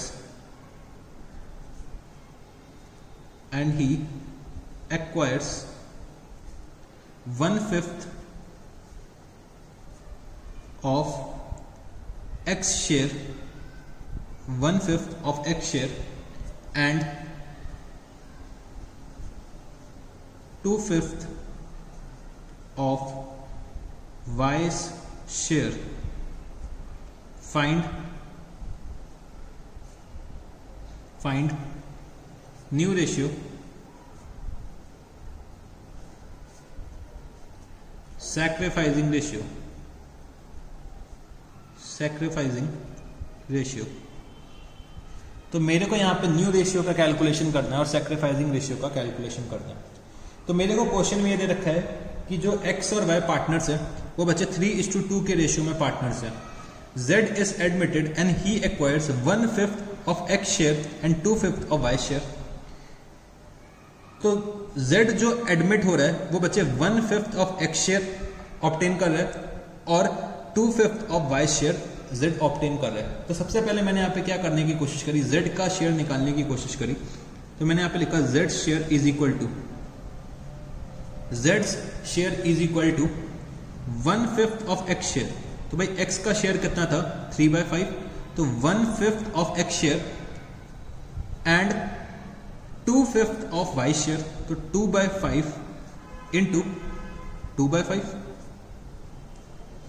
तो Z ने X से ऑब्टेन कितना करा, ये बच्चे X से ऑब्टेन करा, ये X से ऑब्टेन करा और ये Y से ऑब्टेन करा।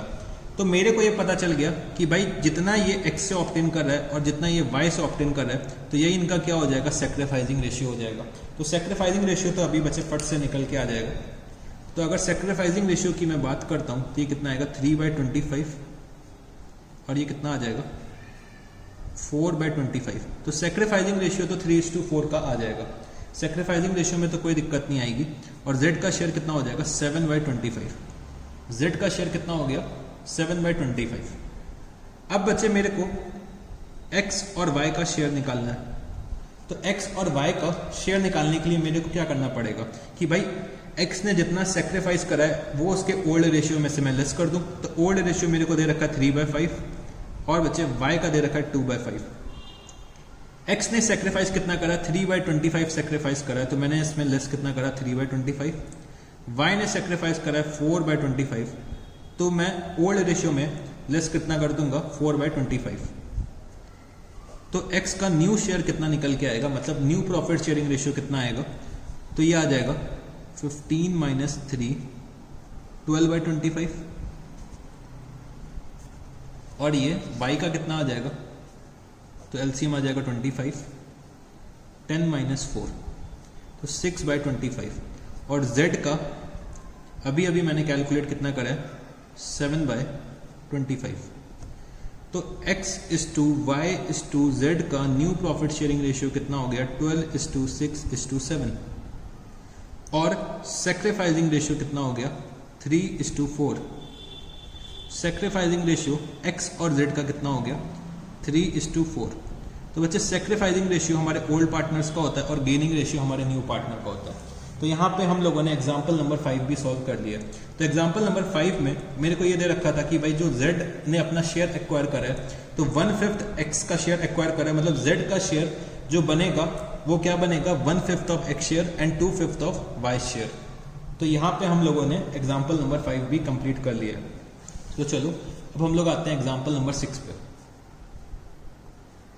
एग्जाम्पल नंबर 6, तो मेरे साथ यहाँ पे नोट करना A and B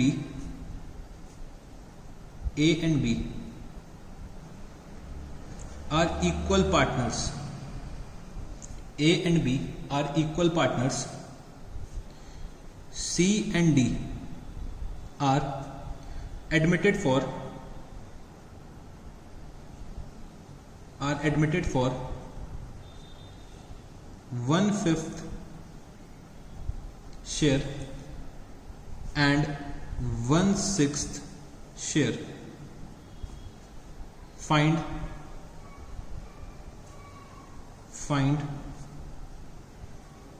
new ratio and sacrificing ratio. Find new ratio and sacrificing ratio. तो अब की बार बच्चे क्या हो रहा है कि हमारे जो A और B ओल्ड पार्टनर्स थे, ए और बी ओल्ड पार्टनर्स थे, वो प्रॉफिट शेयर कैसे कर रहे थे, इक्वली शेयर कर रहे थे, मतलब 1:1 के रेशियो में प्रॉफिट शेयर कर रहे थे।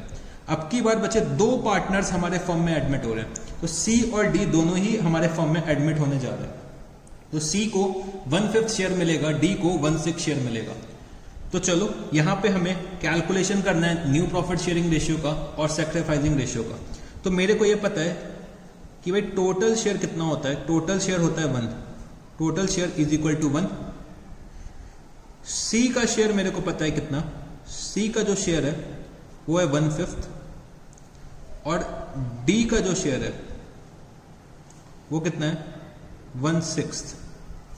तो मेरा रिमेनिंग शेयर कितना बचेगा जो ए और बी को मिलेगा, तो remaining share is equal to 1 - 1/5 - 1/6।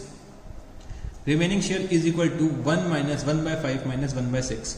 तो मैंने एलसीएम लिया 30, तो 30 - 6 - 5, तो रिमेनिंग शेयर कितना बचेगा 19/30। रिमेनिंग शेयर कितना बचा 19/30। जो शेयर करेगा, मतलब रिमेनिंग शेयर ये लोग कौन शेयर करेंगे, ए और बी मिलके शेयर करेंगे। तो भाई क्वेश्चन में ये नहीं दे रखा है कि भाई जो ये रिमेनिंग शेयर है वो किस रेशियो में शेयर करना है, क्वेश्चन में ये मेरे को नहीं बता रखा है। तो हम लोग क्या करते हैं इक्वल रेशियो में, मतलब जो इनका ओल्ड रेशियो होगा उसमें ये लोग शेयर करेंगे 19/30 का रिमेनिंग शेयर।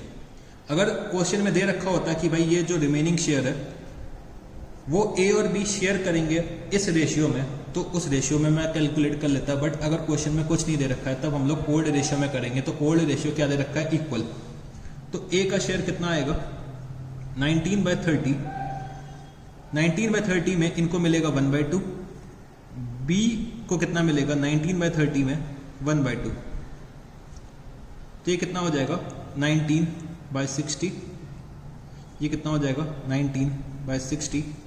सी का मेरे को शेयर पता है कितना 1/5, तो 1/5 इज इक्वल टू कितना होता है 12/60। और डी का मेरे को पता है 1/6, तो ये कितना हो जाएगा 10/60। तो इनका नया रेशियो कितना आ जाएगा, तो A is to B is to C is to D।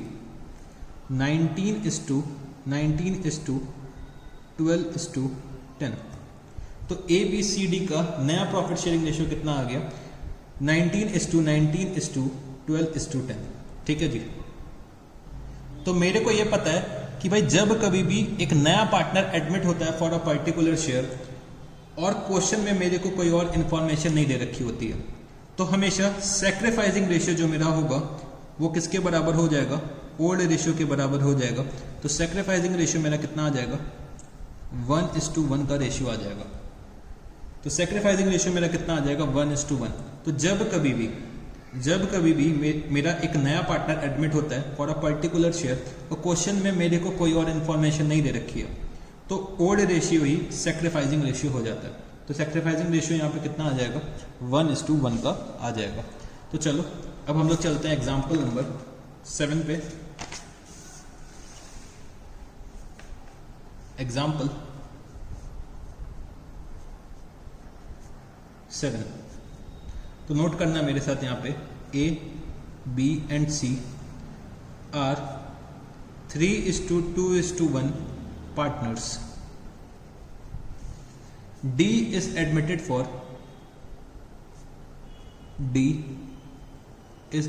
for 1/6 share. C would retain his original share. C will retain his original share. Find new ratio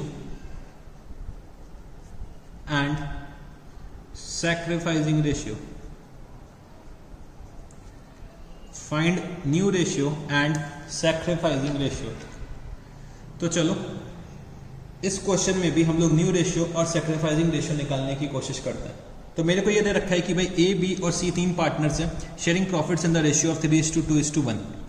तो D एक नया पार्टनर आता है for 1/6 share. C will retain his original share. भाई C कह रहा है कि मैं कुछ भी सैक्रिफाइस नहीं करूंगा, नया पार्टनर आ रहा है तो इसका मतलब क्या हुआ? अगर C सैक्रिफाइस नहीं करेंगे तो कौन सैक्रिफाइस करेगा? A और B। तो C ने ये बोला है कि C will retain his original share, मतलब C अपने शेयर में कोई भी चेंज नहीं करेगा। C का जितना अभी शेयर है उतना ही बाद में होना चाहिए।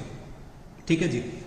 तो मेरे को यहाँ पे क्या दे रखा है? मेरे को यहाँ पे टोटल शेयर दे रखा हुआ है।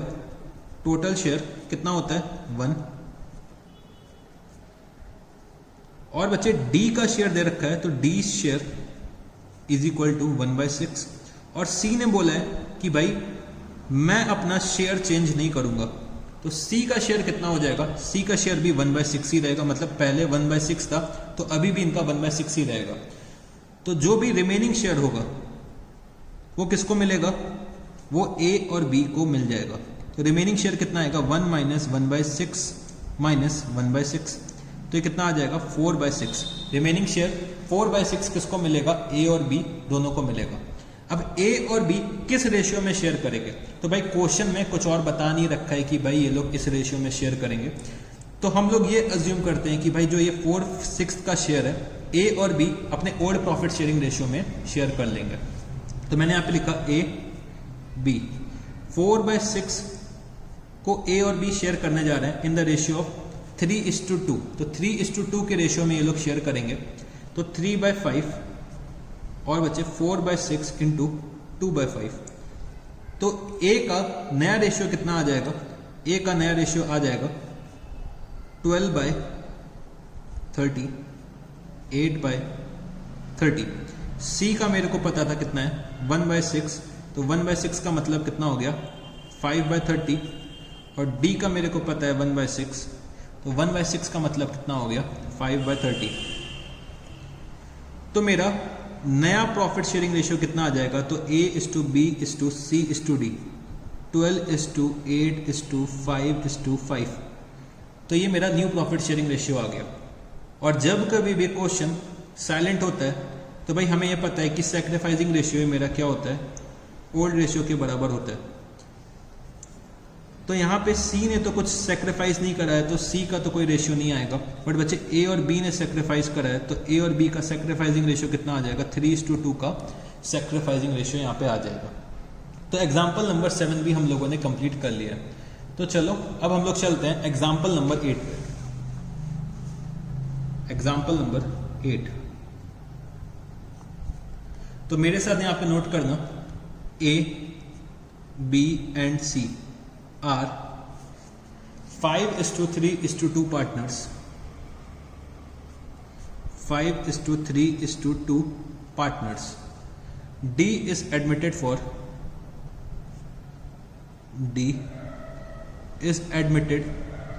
for 3/10 share. Sacrificing ratio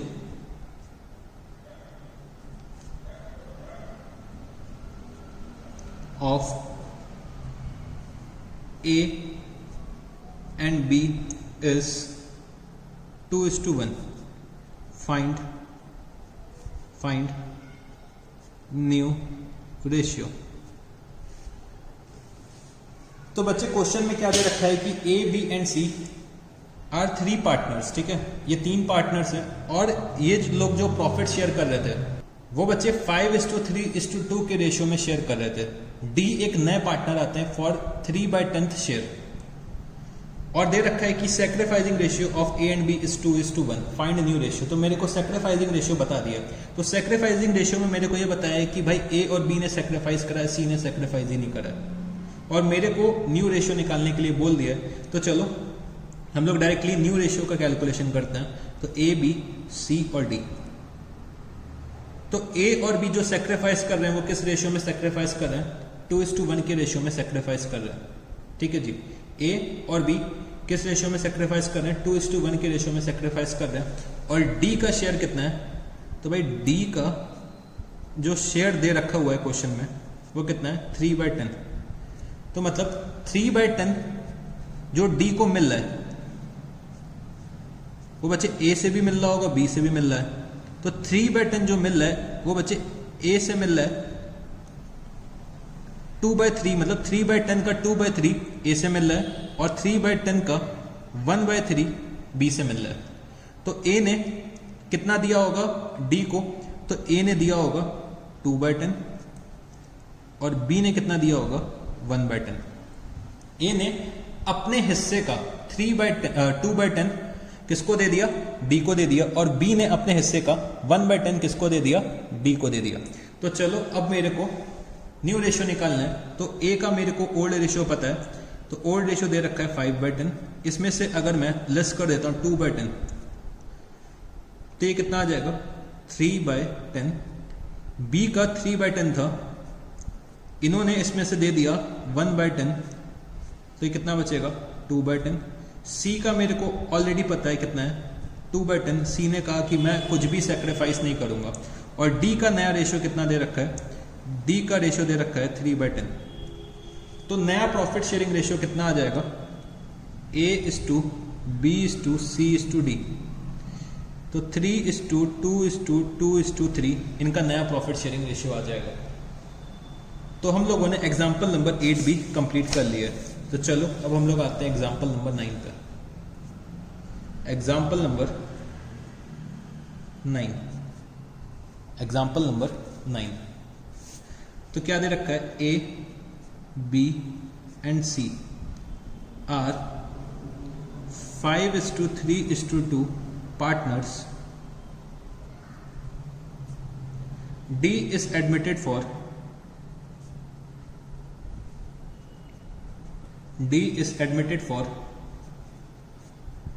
25% share.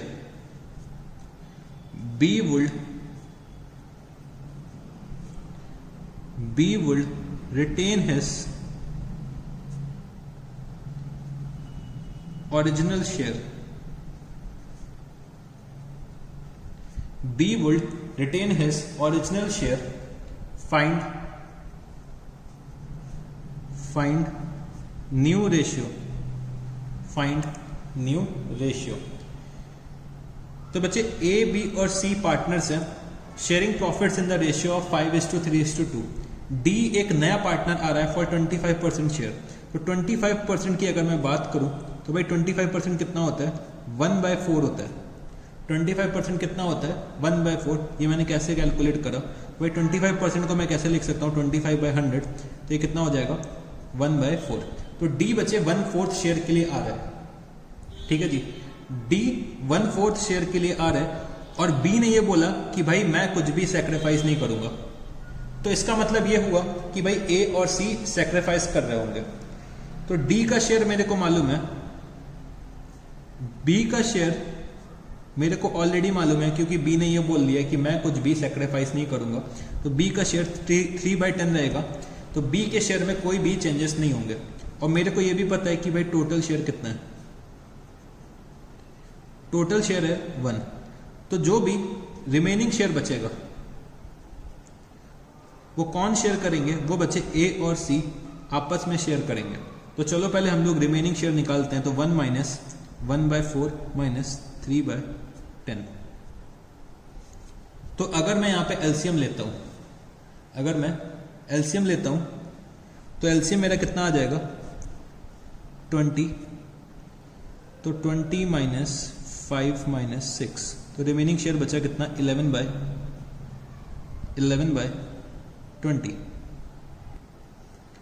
Sorry ये 9/20 आएगा, ठीक है जी। रिमेनिंग शेयर कितना बचा मेरा, 9/20। तो 9/20 कौन शेयर करेंगे, ए और सी। तो मैंने लिखा ए। तो 9/20 जो ये शेयर करेंगे वो किस रेशियो में शेयर करेंगे, वो क्वेश्चन में मेंशन नहीं है। तो हम लोग ये अज्यूम करते हैं कि ये लोग अपने ओल्ड रेशियो में शेयर करेंगे। तो ए और सी का अगर मैं रेशियो निकालता हूं तो क्या आएगा, 5:2। तो 5:2 के रेशियो में ये लोग शेयर करेंगे, मतलब 9/20 इंटू 5/7।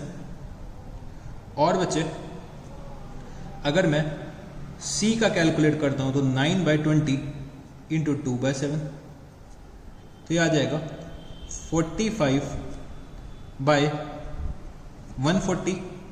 ये कितना आ जाएगा, 18/140। बी और डी का मेरे को दे रखा हुआ है कि भाई बी को 3/10 चाहिए।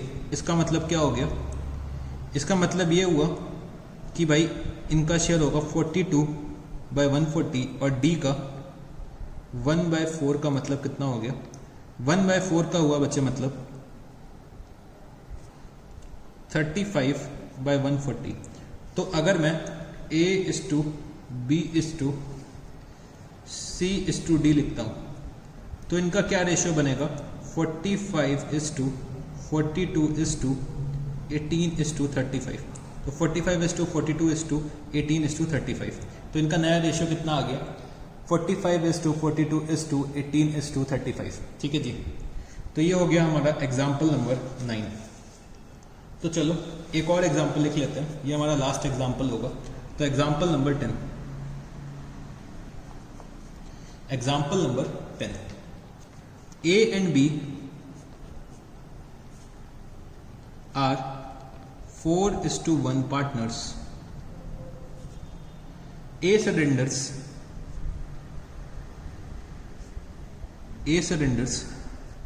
1/4 of his share and B surrenders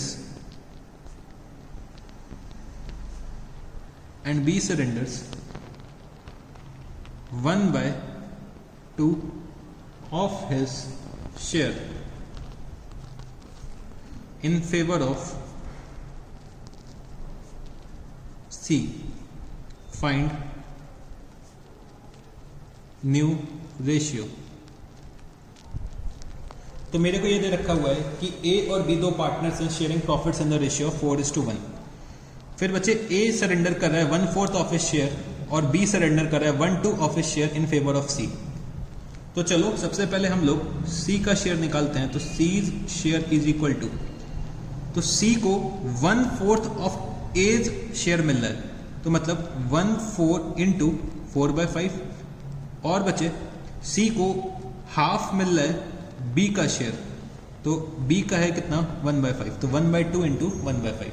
तो C का अगर मैं शेयर निकालना चाहूंगा तो कितना आ जाएगा 4/20 प्लस 1/10।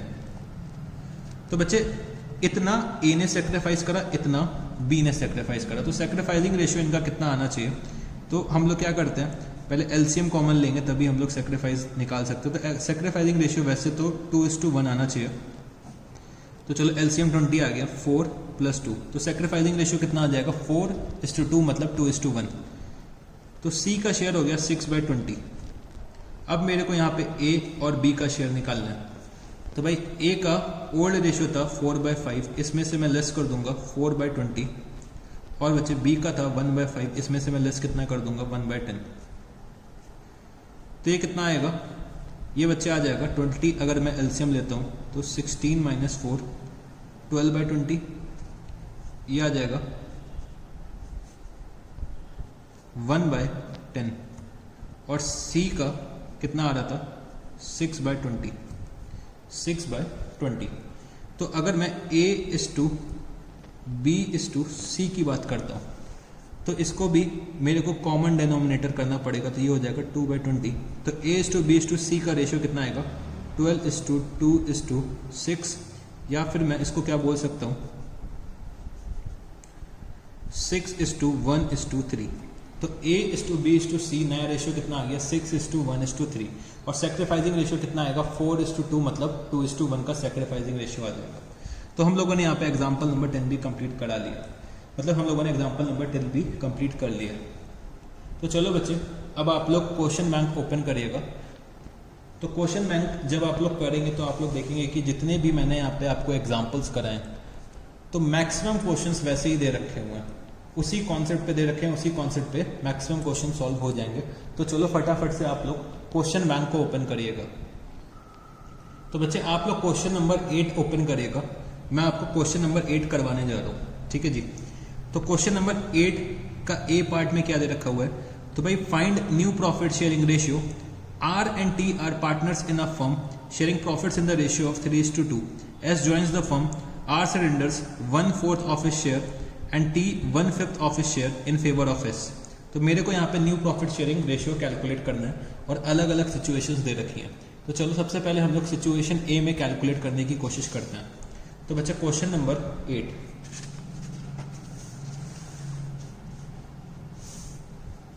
क्वेश्चन नंबर 8 का ए पार्ट।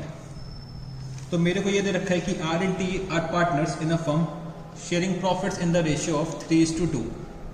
तो बच्चे R सरेंडर कर रहा है 1/4 और T कितना कर रहा है 1/5 of his share in favour of S, ठीक है जी।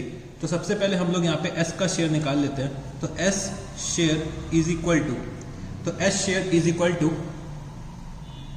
तो S शेयर बच्चे कितना हो जाएगा, S का शेयर हो जाएगा 1/4 ऑफ R शेयर, तो 1/4 इंटू 3/5, और बच्चे 1/5 ऑफ T शेयर, तो 1/5 ऑफ 2/5। तो ये कितना हो जाएगा 3/20, और ये हो जाएगा 2/25।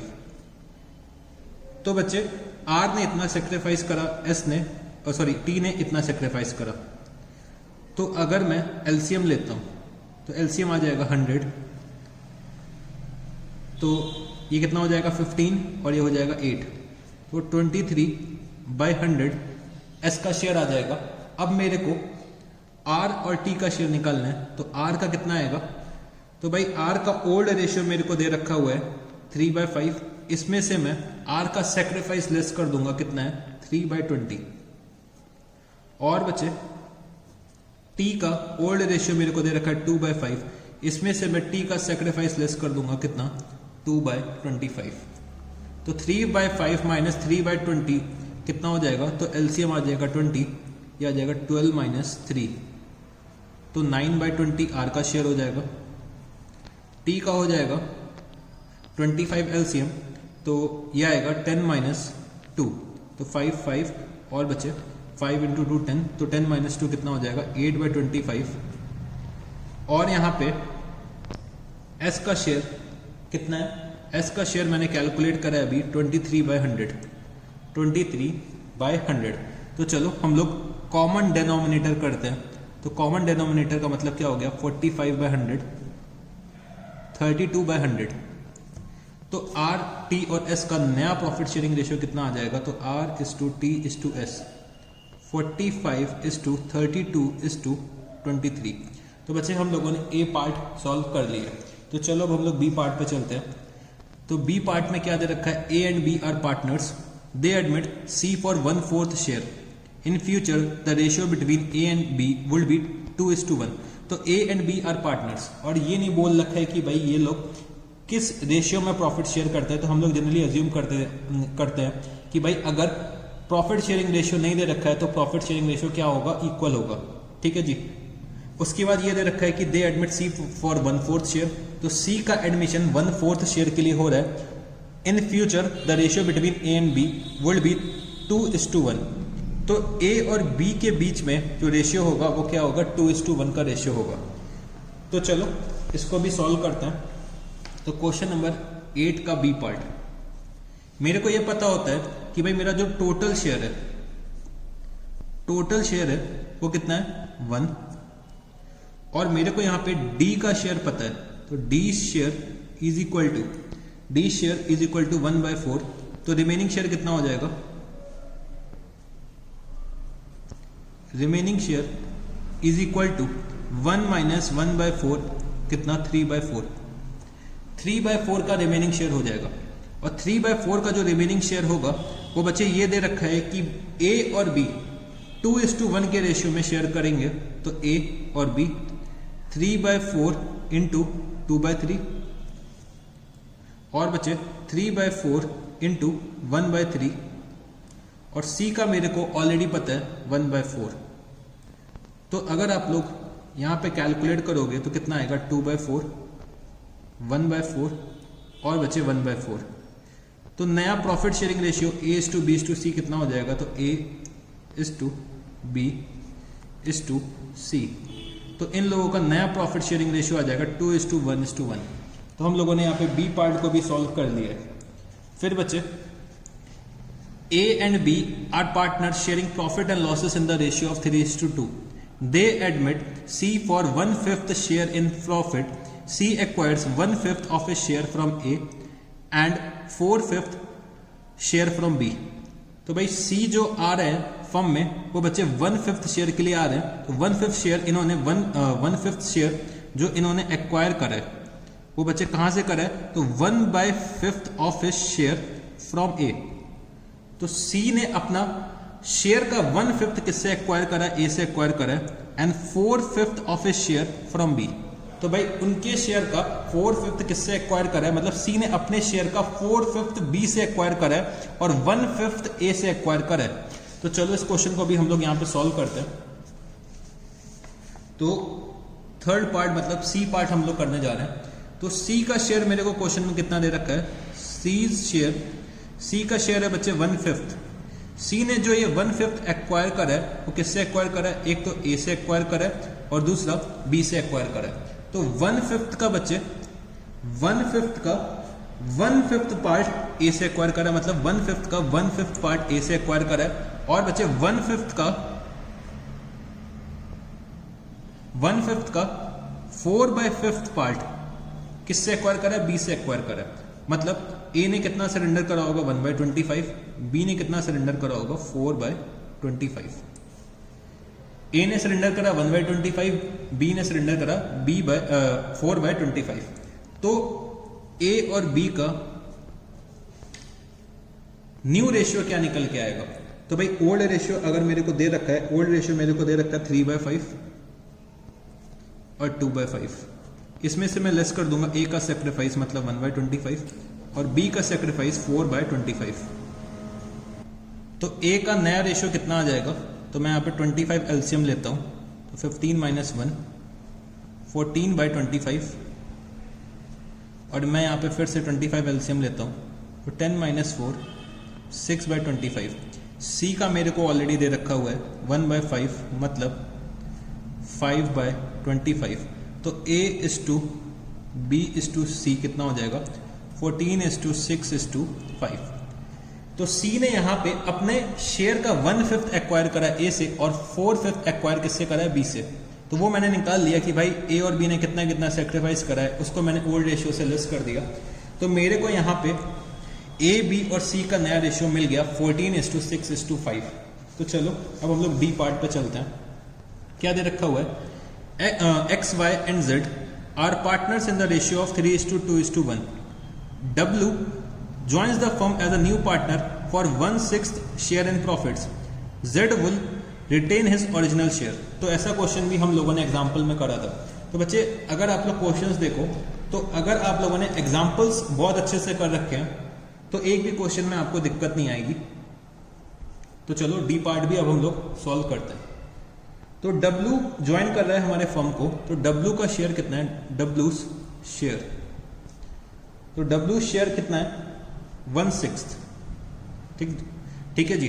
फिर Z will retain his original share, तो भाई Z अपना ओरिजिनल शेयर रिटेन कर रहा है, तो इसका मतलब क्या है, Z कुछ भी सरेंडर नहीं करेगा। तो Z का शेयर ऑलरेडी मेरे को कितना दे रखा है 1/6। टोटल शेयर कितना होता है 1, तो रिमेनिंग शेयर कितना बचेगा, रिमेनिंग शेयर बचेगा 4/6। 1 - 1/6 - 1/6। तो रिमेनिंग शेयर कौन आपस में शेयर करेंगे, कौन आपस में बांटेंगे, x और y। तो x और y किस रेशियो में बांटेंगे, वो बच्चे ओल्ड रेशियो में बांटेंगे जो निकल के आ रहा है 3:2। तो मैंने यहाँ पे लिखा x और y। तो 4/6 ये लोग शेयर करेंगे आपस में इन द रेशियो ऑफ 3:2, तो मतलब 3/5। और बच्चे 4/6 × 2/5, तो ये आ जाएगा 12/30, 8/30। और मेरे को Z और W का शेयर ऑलरेडी पता है, तो Z का शेयर था 1/6 मतलब 5/30 और W का 1/6 मतलब 5/30। तो इनका नया रेशियो कितना आ जाएगा 12:8:5:5। न्यू रेशियो कितना आ जाएगा एक्स वाई जेड और डब्ल्यू का 12:8:5:5। तो हम लोगों ने यहाँ पे डी पार्ट भी कंप्लीट कर लिया। तो चलो अब ई पार्ट में आते हैं। क्या दे रखा हुआ है, A and B are equal partners, they admit C and D as partners with 1/5 and 1/6 share respectively. तो ए और बी इक्वल पार्टनर्स हैं और बच्चे सी और डी को एडमिट करते हैं विद 1/5 एंड 1/6 शेयर रिस्पेक्टिवली। मेरे को नया प्रॉफिट शेयरिंग रेशियो निकालना है। तो चलो ये भी क्वेश्चन बहुत इजी सा है। तो ई पार्ट, ई ए और बी का रेशियो कितना है 1:1। सी बच्चे आ रहा है 1/5 शेयर के लिए और डी आ रहा है 1/6 शेयर के लिए। तो मेरा टोटल शेयर कितना होता है 1। तो टोटल शेयर 1 में से 1/5 कौन ले जा रहा है, सी ले जा रहा है, डी कितना ले जा रहा है 1/6 ले जा रहा है। तो रिमेनिंग शेयर कितना होगा, रिमेनिंग शेयर हो जाएगा 1 - 1/5 - 1/6। तो एलसीएम कितना आएगा 30। तो 30 - 6 - 5, 30 - 6 - 5 19/30। ठीक है जी। तो भाई 19/30 कौन शेयर करेगा, ए और बी आपस में शेयर करेंगे। और कैसे शेयर करेंगे, इक्वली शेयर करेंगे। तो 19/30 × 1/2, 19/30 × 1/2 और बचे 1/5 और 1/6। तो 19/60, 19/60, 12/60 और बचे 10/60। तो ये मेरा आ गया नया प्रॉफिट शेयरिंग रेशियो A:B:C:D 19:19:12:10। तो चलो इसके एफ पार्ट में भी आ जाते हैं हम लोग। तो क्या दे रखा है, A and B are partners sharing profits and losses in the ratio of 3:2। C is admitted for 1/4 share.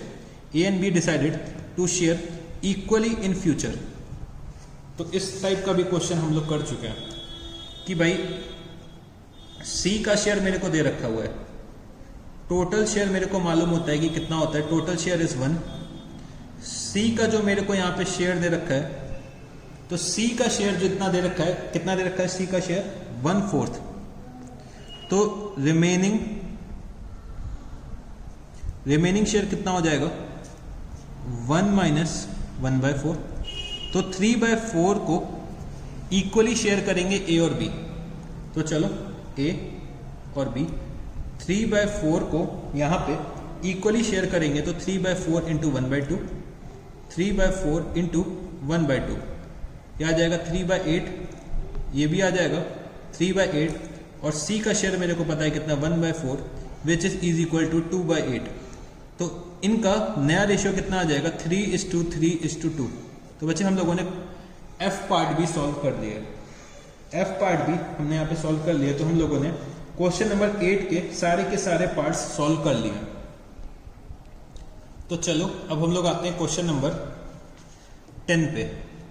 तो क्या दे रखा हुआ है, Rakesh and Suresh are sharing profits in the ratio of 4:3। Zaheer joins and the new ratio among Rakesh, Suresh and Zaheer is 7:4:3। Find out the sacrificing ratio. तो मेरे को यहाँ पे सैक्रिफाइसिंग रेशियो का कैलकुलेशन करना है। तो लिखना क्वेश्चन नंबर 10। तो सैक्रिफाइसिंग रेशियो के बारे में हम लोगों ने पढ़ रखा है कि सैक्रिफाइसिंग रेशियो